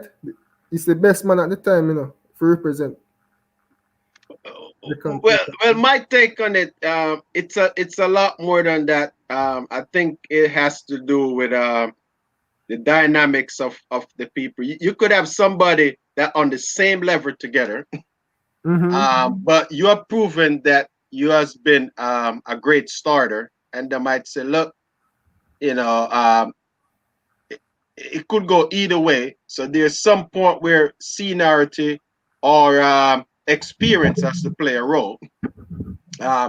They always said if a guy is going to come and take a spot, he can't perform like you. You got to be performing better than you. If you already have the spot. So if a guy is performing like you, so that's not going to be fair. For you, are you talking about training for the Olympics, thing that you got to work for 4 years? You know, so I understand that you don't like controversy and you kind of, to me, you're the type of athlete that use that as a motivation. Because if you notice, over the years, you try to focus more on the individual thing. I guess you need to let this relay affect you. You know, I seen that where you actually was selected to go to the team in right before you retire. I think it was 2009 or something, and you said, you know what, you guys could let the younger guys go for it, man. You know, because you have stepped on the line, you actually made the team, but you was, you know, you have got some infringement call, and you know, so situation like that. So you know, obviously, as I said, the God will bless. That's why the Lord bless you, because as I said, you know, you don't like controversy, and you know, you somewhat leave it up to the coaches. But as Gregory was saying, you know, there's times when he has to step in because it wasn't fair. And you know, I can't see something that's not right and just do it because it's not affecting me. You know, any input on that, Greg? Yeah, because here's why it's dangerous, Mike. We see that when you leave things up to somebody else to make a decision, favoritism can always come in the picture. And because of what is going on now, where the country is selecting coaches who are coaching people who are on the team, and because of the financial reward to gain, that sometimes the coaches or the coach may want to put his person on the team and take away the opportunity from somebody else. So it is dangerous when you put the power in the hands of somebody else to make a decision, because automatically they're going to want to give it to to the person that they like the most, or the person who they think they can benefit from the most. So I'm making this point to say that we need leaders on the team, because I was the type of leader on the team, Mike, that you couldn't buy me. You couldn't negotiate with me to take away the opportunity from one person who worked hard to give it to somebody else, especially if I was on the team. If I was on the team, it is up to me to make sure that the best 4 guys go on the track. And I think that the leaders that we have today, they need to take that approach where they should be honest, because if they are not consistent with this, then chances are that they too might be in a position where they need that favor because they're the best person and they're overlooked. So it is important to know that we should be honest with the selection, and we should be honest with the things that we do, because we're dealing with somebody else's life and future, Mike. You train hard for this, and for them to take it away from you because they feel like it's just not fair. And I will never agree to that. I agree with you. So basically, there should be no favoritism in the sport, in the selection process. Right. If someone work hard to make the team, they should have his moment and opportunity. You know. Definitely. So I'm 100% on board with you on that. Right. And you know why it is dangerous too, Mike? Because the personality that you have, you're very humble. And it's not that you don't care. It's just that you don't express yourself like somebody who is vocal. So for me, I'm going to express myself if it's somebody taking away something from me. But because of the personality that you have, you're just going to say, you know what? If that's how they see it, let them go with it. And they enjoy taking advantage of people with that humble spirit, just like you. Back to you, Ian. All right. Well, Blackwood, you are still one of my favorite. Your performance speaks for itself. You have accomplished so much individually. So we're going to talk about some of the great moments in your career now. So we want to go to season 2002. And I think that is the perfect season for any runner. That accomplishment. You have worked your way down to be #1 in the world, and all of that started out from the Jamaican Championship, moving on to the Commonwealth game. And you probably was undefeated that year. I'm not sure, but I want to talk about the Commonwealth Games first because that's was quite a moment competing in Manchester. I was there also competing in the 400-meter hurdles, and we sometime at the time did not think about the Commonwealth Games as a lower level of competition, so it doesn't get as much priority. But the Commonwealth Games has grown, and I believe that your race was very competitive. Some of the events are not as competitive, but I believe the 400-meter was competitive because you was running against a man that won the World Championship the year before, and you got guys from the African countries that are also running good, and all over. So just take back to the 2002 Commonwealth Games. I know that you pretty much came on the home stretch in 6th or 7th. Did you think that was a great executed race? Do you feel like that's one of the better races you have ran? Yeah. So let I take it back. So the 2000 season was, some people call it the Cinderella year, but I believe in reality. So it was a good year, man. The race itself, the rounds, there were 4 rounds include the final. So I basically, it was a gamble. I paced myself all through the rounds. So I was placing like 4th and 5th and 3rd throughout the rounds consistently. It was a gamble I took because I know if I run like low 45 and 44, there's nowhere I'm going to have the strength to finish the way I did in the final. So it's all about like different tactics, As I know that as long as I don't get lane 1, I'm going to be doing all right. Give me a quick second. Let me put that race up, Blackwood. So, as I said, I know it's a long time. So, just before you talk about it, again, I'm not gonna stream the audio, so you feel free to talk. Yeah.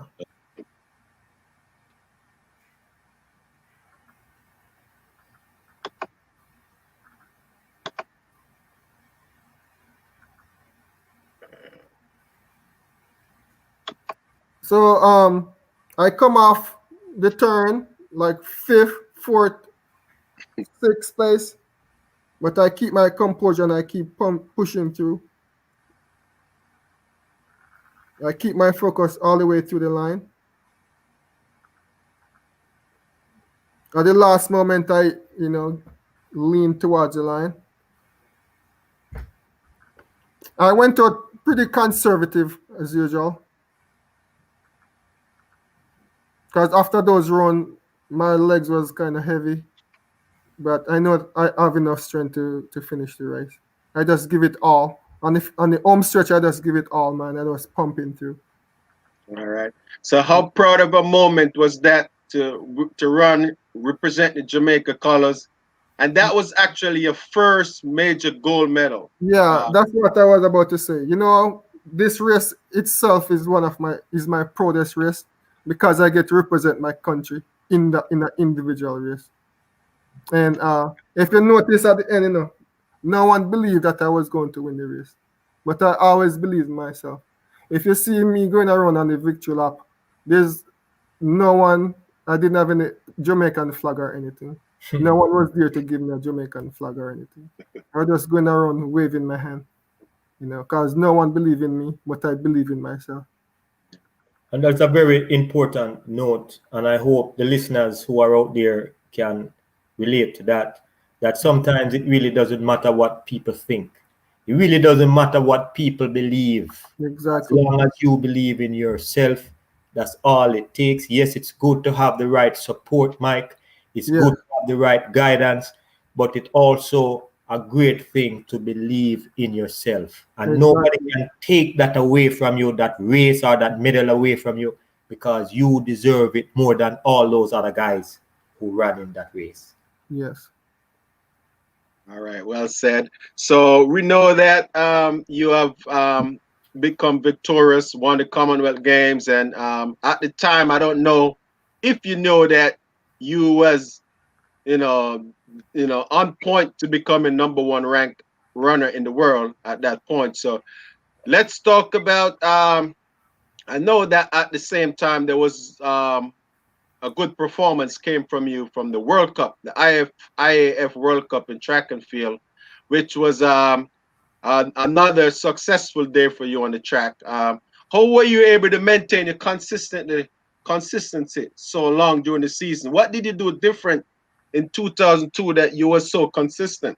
I wish it was the Olympic year, but but anyway, I think at that time my body mature. I think I was just fine-tuned that year. For some reason, I think it's like a natural process for my body to develop and ready for that year. There's no other way I could explain it. All right. Yeah. So obviously, as I said, you have finished the season victorious in many of your races, and you have was voted the 2002 Sportsman of the Year. Tell us a little bit about that, knowing that you got a call that you're nominated to be the Sportsman of the Year. How did you feel, and how much does that play from just the Jamaica Sportsman Association have nominated you, and you have actually came out on top? How did you feel going? Do you feel like you was going to be voted number one athlete of the year on the male side? To be honest, the world ranking. Let's talk about the world ranking. I didn't know before 2002. I didn't know what all of this means until then. Until in the moment when I started performing, and I hear people telling me about the points and the different how they accumulate up. I started to educate myself in those times in 2002, and I know that the higher you rank, you more the better chance of you getting into races and such. If I'm not mistaken, I think at that time, Michael, I think I was ranked number one, and then you took it over. Yeah. So it was only the first time the Jamaicans were ranked number one and number two. Yes. Going into the But season. you never know how all of them think they work until then. Yeah. Because I believe Gregory was number one ranked in 2001. Because even though he have lost the World Championship, he has won the Goodwill Games and the Grand Prix final. It was very. Let's talk about the Grand Prix final, Gregory. I think I was in that Grand Prix final with you. Where did that come from? I didn't see you running nowhere. I wasn't nowhere. You see Gregory in the final. What? I think what happened, I know what Gregory does.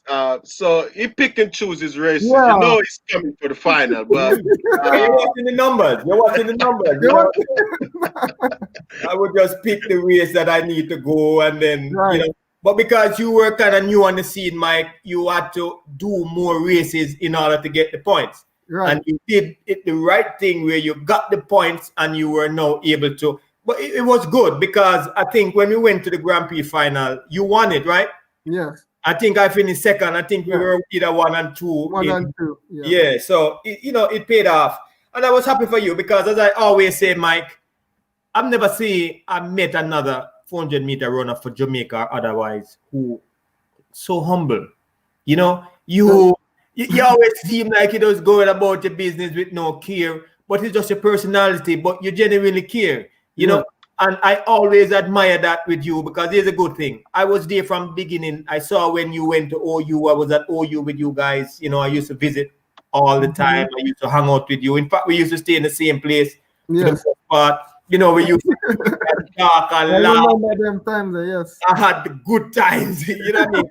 So I'm saying that to say that people can compete against each other because it was me, you, and Danny hanging out all the time. Yes. eating, playing games, and doing all these things.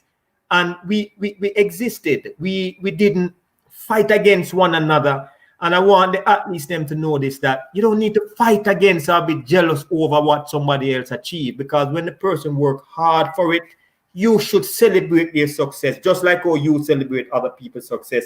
We all should come together and celebrate those other individual success as well. Back to you, Ian. All right, awesome. Well, that great memory there. I wish I got that race, but we just for time's sake, we're not going. We're going to leave it alone. But yeah, so obviously, as I said, Blackwood. Going back to the second part of the question I was asking you about being nominated for the Sportsman of the Year in Jamaica.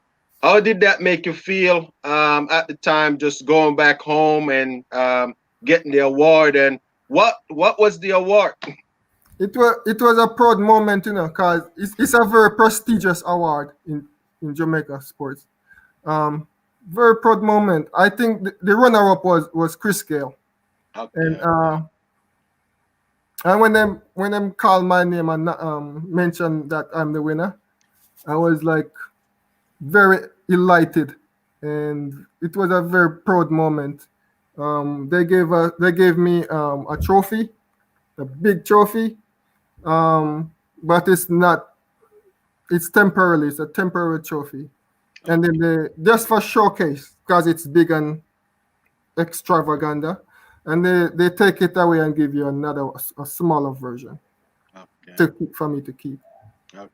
Yeah. And I'm pretty sure they gave you a gift. I don't know if they was doing that back then. Where Yeah, they gave us like monetary gift.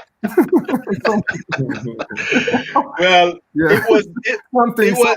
it was obviously that at the time, just looking back on what I know about track and field now, to have a man that ranked #1 in the world, it would be hard not to nominate him. I know that cricket is we always, Michael Holan and those guys have dominated the award, and for many years. But being ranked #1 in the world and winning the Commonwealth Games and so on, that was a well-deserving award. So congratulations, man, for that award. And I know that that's something that's done in the history book, and I wish that they have recognized you some more, because you actually, as I said, I think the 400-meter runners need to be recognized more in the sport in Jamaica. I think we know that the glamour event is the 100,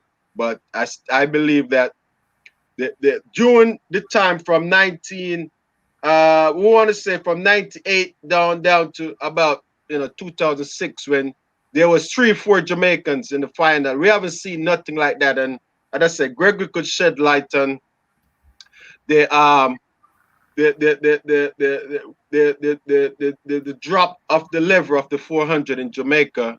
What the difference that what's the difference right now to see that the 400 meter has declined? Overall, we know we have a guy that ran the Jamaica record, that's still competing now, and we congratulate him. But when we're talking about consistency in the 400 and seeing 2 or 3 Jamaicans in the final, we're not seeing that right now. So if you want to shed some light on that before we close it out. Yeah, I shed some light, because you see the type of athletes that were developed in our time, we don't have them these days. Mike told you, that he was a fisherman, so he knew how to work and how to work hard.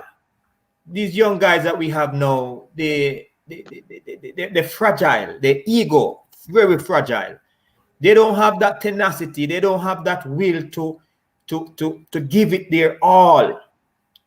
Back in the days, you had people, Mike, myself, Danny McFarlane, Michael McDonald, Davian Clark, and you have many others out there who we were hungry for this. We wanted this. We were willing to do the work. We wouldn't compromise principles. And you don't have these guys anymore. We also were strategic guys where we knew how to pace ourselves and run our races. And the thing about it, you see that level of humility that Mike display right now.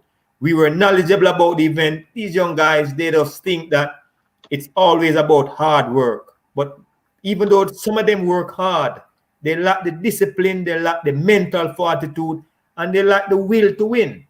So until we change that, where we now start to focus and teach these guys how to appreciate hard work. You hear what Mike said? He like 500 meters. How many of these guys out there would say that I enjoy working hard this way? They don't. So until we start to invest in the mind and change their perspective, then, you know, for things to change, they too have to change. And if they're not willing to change, you know, it's just going to be a figment of the imagination.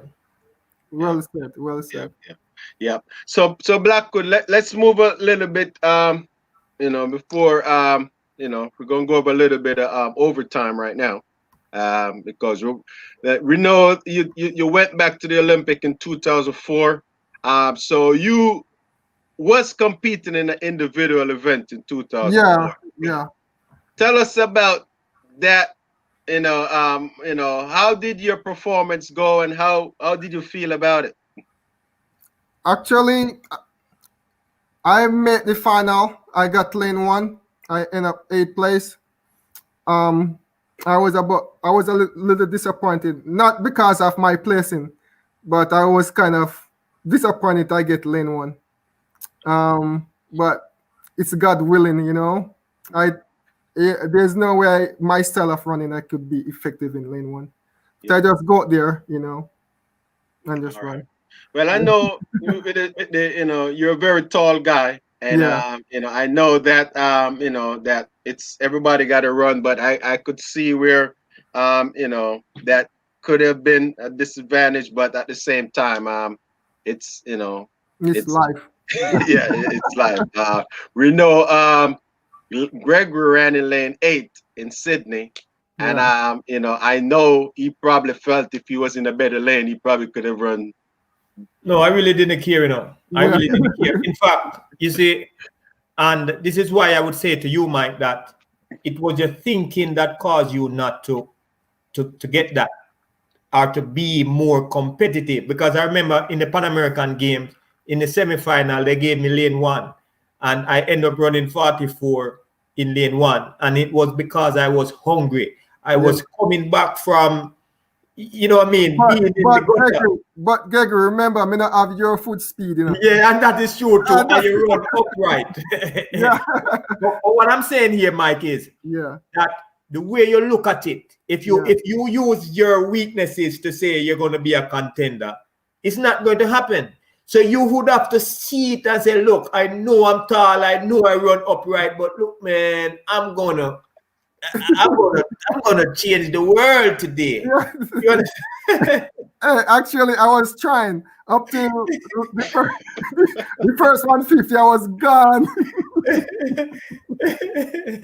and then coming off the last turn, man, the monkey jumped. Use up all the energy.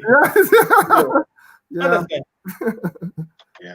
Well, we know that he said he was trying, and I know, looking back at it now, he could speak because it's already passed. I know before the race, you know, you were still in that right zone and that mindset. So I know you just didn't go in the race and say, look, I gave up. You know, no, I didn't. And I hear guys said they know it was going to happen. So that's where, no, Gregory, if some of these guys go in the race and thinking that they're not going to win, in their mind, they already lose. You know, it's definitely one where ain't gonna happen. So, so Blackwood, you were still able to come home with another medal on the relay. And you could correct me if I'm wrong. Did you guys bring home another relay medal in Athens? Yeah. No, I step on the line and we get disqualified. Okay. Well, yeah. Well, that since that was you know, it's always stuff that Yeah. that you know, and that's why, you know, we have to give thanks for Gregory because you know, in Atlanta, you know, when he get down, he could have stayed down. Yeah. You I know, remember that race, man. you know, and I know that guys got to be disappointed that we got disqualified on the relay. You know, when you're running with team members, and you know, I know you guys qualified, you just got disqualified. So I know that got to be disappointed for you and some of the other teammates because you never Yes. want to felt like that. So you know, so yeah. Any light on that, Greg? Yeah, because you see, Mike, one of the things we used to do in our time is that if you notice, sometimes I would run the last leg, sometimes I would run the second leg, and we would do the matchup based on what we thought would be best for the team. And the four guys would never be afraid to run any leg. It really didn't matter. And yes, we know we had Maki who always wanted to run the first leg. But what we found after we retired, that they now started to dictate to you guys where you run and why you must run this and why you must run that. And sometimes they didn't understand that if you don't match up the team the right way, then even though you have four strong guys, that they may not win or perform well. And I think in your case, Mike, I don't think that, in my opinion, I don't think that you should have run that leg. I think there were other legs that you could have run that they could have gotten a whole lot more out of you. Share your thoughts. I agree with you. All right. Well, that's where the experience come in, and you know, I know that the dynamics of the team, you know, I know that has to do a lot with the performance. I believe that's why the era of Gregory and Danny and Davian, these guys, they're like they have a unity against themselves, you know. So they try to make sure that you know, that they will share their opinion, a valuable opinion that they're talking about what they know. So it wasn't a guess. You know, some of the coaches that are there, they're not watching you running all year. You know, so you know that's where the importance of setting up a relay leg. I know for Sydney, and Gregory could share some light on this because he ran the second leg, which I don't know how that was arranged. We would think that, and I know Gregory have the experience because he'll tell you I run 4 rounds in the 400, and I run the heats, so it would be best to put a fresher guy on the ankle leg. Was that the philosophy behind that, Greg? Well, we had a lot of issues in 2000, you know, because Davian went down with an injury, and because of that, it forced me to run one of the rounds, and I had to run the rounds for the 400. So when they used me to run the rounds in the semifinal, it got a little bit too much for me, you know. So when I came back for the final, believe me, I was running on fumes. I wasn't able to perform the way I wanted to, but I knew that whatever leg they gave me I would just run into the best of my ability. So in 2000, it was unfortunate that Davian went down and he was one of the top guys in the 400 meter throughout, not just for Jamaica, but during the entire championship. So when he went down, somebody else had to step up, and that was me. And that took away from us in the final because we could have won that mic easily if we had Davian on the team. Yeah. And that would have been Davian's second Olympic medal. But it was unfortunate that he pulled his muscle in the semi-final, and it kind of cost us. We had to use Chris Williams. Yes. We restructured the team. You know, the guys were tired. Chris was tired. I was tired. Danny ran the 4 rounds too. He was tired. And you know what I mean? It was tough for us. Yeah. Yes. Well, as I said, during all of that, you know, with limited legs, you guys were still able to come bring a medal home. So just for the people that's watching, they don't know, you know, how the struggles and how things are looking at, you know, everybody's watching the final, and they'll be like, look, Jamaica, we are gonna kill them now. You know? They don't know. They don't know behind the scene what's going on. Yep, yep, yep, yep. So Blackwood, just to summarize your career, was there any regrets? Just looking back at your career, just from, all the way up to, you still went back all the way to 2008.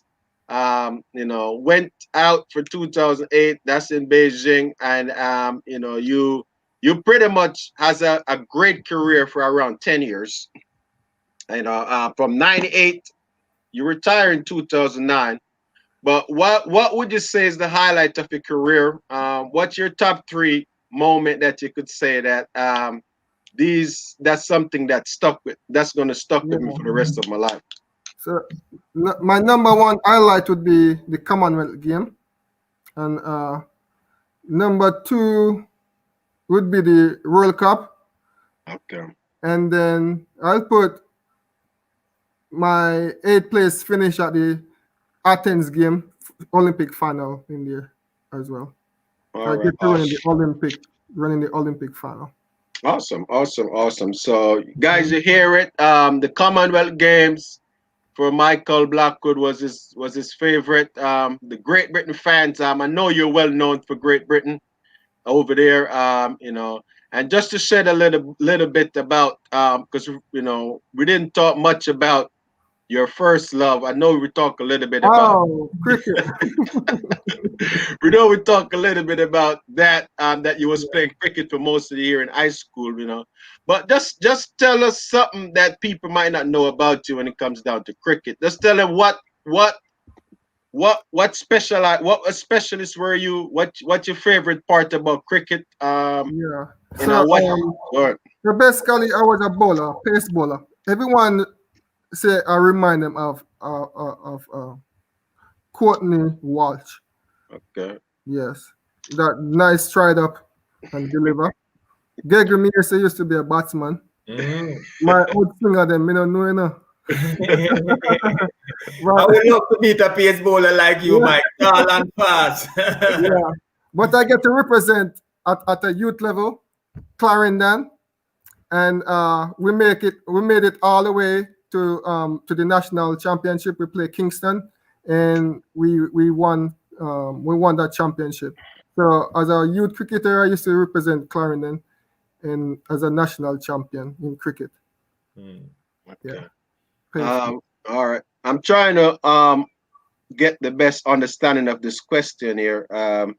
That it's asking about your it might be for Gregory, most contribute in achieving the 4x4 national record, and why is it still hold?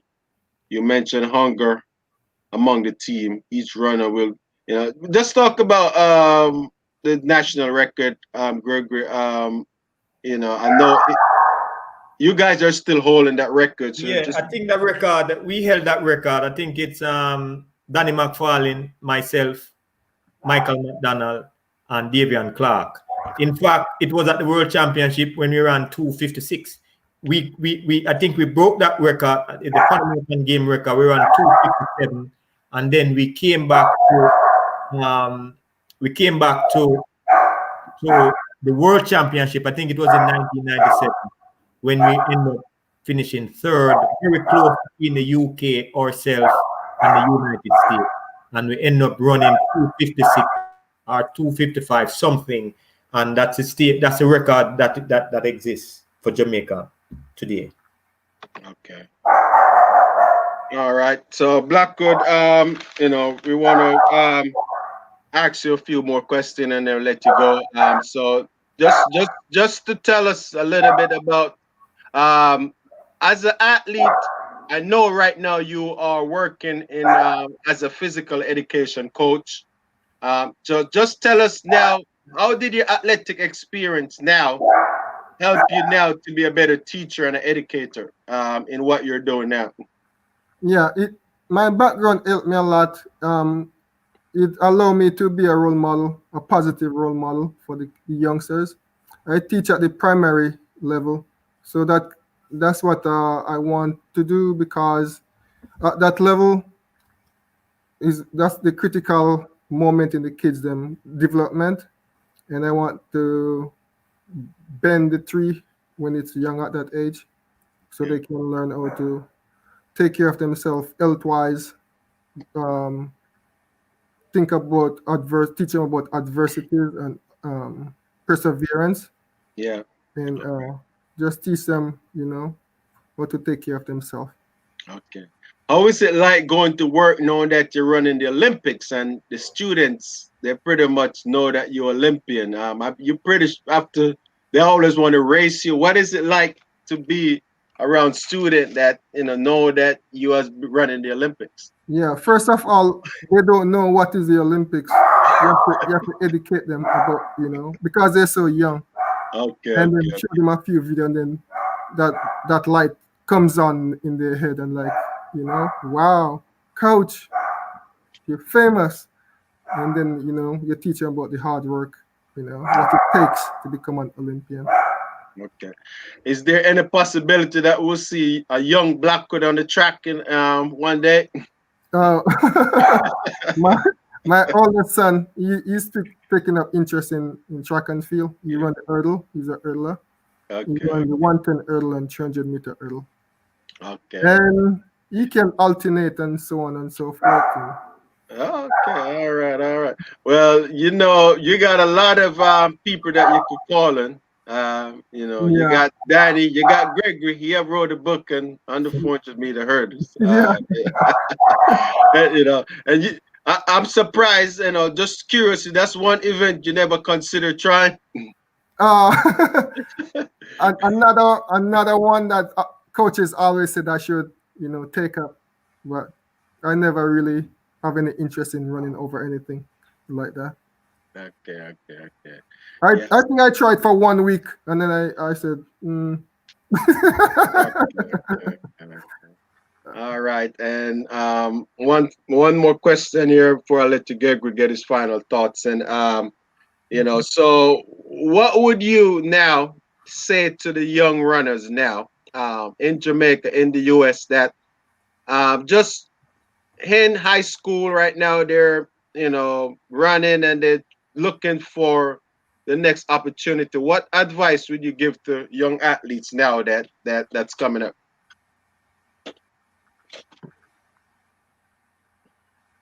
Is it for me or Gregory? For you, Mike Blackwood. Yeah. I would tell a young athlete to keep working hard and be consistent. Keep on being motivated and follow their dreams. Believe in themselves. Okay. Because if they don't believe in themselves, no one will. All right. So, guys, you hear, some of the tips from Michael Blackwood here, for young runners, just stick with it. You got to be passionate about it. You got to, Gregory will shed some more lights on it. You got to try to find someone that could give you some real advice. And sometimes, it's not just your coach, because I would have been so happy if I would have a mentor in high school. That's somebody that I could talk to and don't try to figure things out on my own. Mm-hmm. So just over to you, Greg, on your final thoughts. Yes, my final thought is, first and foremost, Mike, is that I personally, I'm telling you that I am pleased with your overall performance. I am proud of you. I think that you represented our country well. You represented the team that you ran with me on well. I admire the way you carried yourself on the track. One of the things I'm most impressed with was the transition that you made from the athlete into the real world, where you married, you took control over your life, you have some brilliant kids, and you continue to be that role model in the home.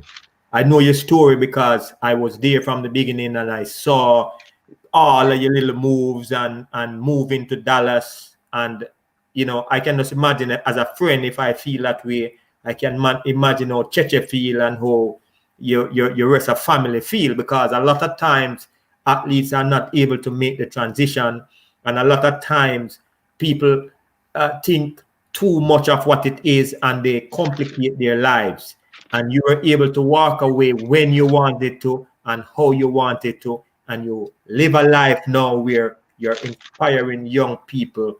And I am very much impressed with that, because I think that all athletes who achieve great things should do things like what you're doing.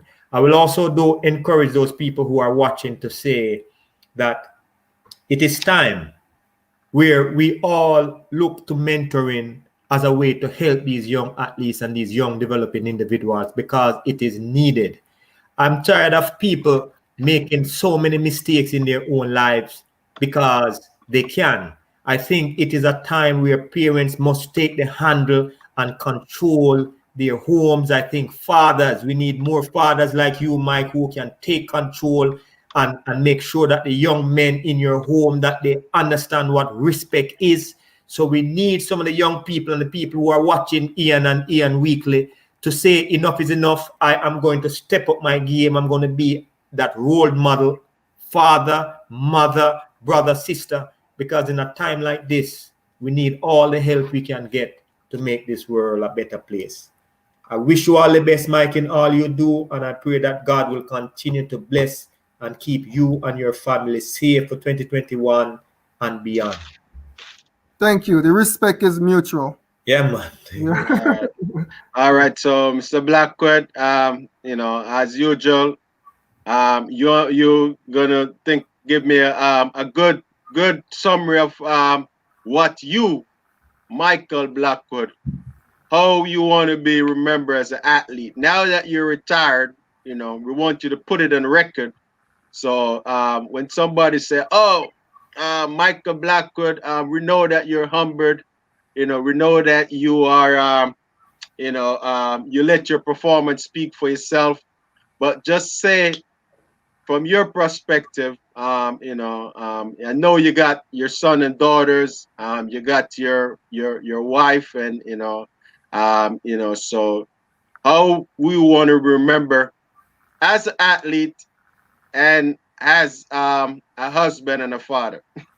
Yeah, I want to remember as an athlete, as an honest athlete, and humble, honest, and a person who do the best of their ability and do the right thing. All right, and as a husband and a father, what? As a husband and a father, I just, I'm proud, a proud provider, and a positive role model for my kids. All right. So, guys, you heard from Michael Blackwood. I hope he was able to inspire, educate, and motivate someone in some way, as we try to do each week on Real Talk with Ian and Ian. I personally want to say that this has been a historical day for me. We know that we have competed alongside each other, and we have pretty much lived in different part of the country. We're in Texas and Florida, North Carolina, and just for us to have this real conversation, trying to share some of our stories and some of our path to somebody, some generation that may be coming up. And I hope this program, as I said, in some way that someone might watch it in some ways. We pray and we hope that if it's one thing that you learn or one thing that was said, and the goal in life is to always share. So just as we share, this anyone can share a positive message. That's what life is all about. And Michael Black would have demonstrated for Jamaica, for his family and friends, and all the community, from being a fisherman to Olympian. We're going to close with that he was a wonderful kind athlete.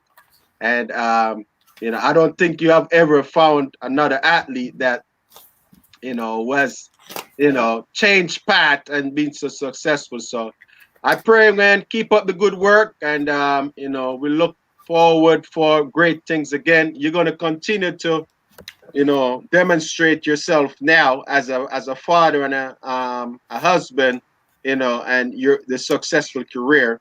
just to continue to give back and to share the knowledge, and just continue to inspire your family. So best wishes, man, to you and your family. God bless you. Until another time, man, we will wish you all the best. Mr. Michael Blackwood. Thank you, and God bless, and thank you for having me, guys. Yeah, man. All right, thanks. Take care.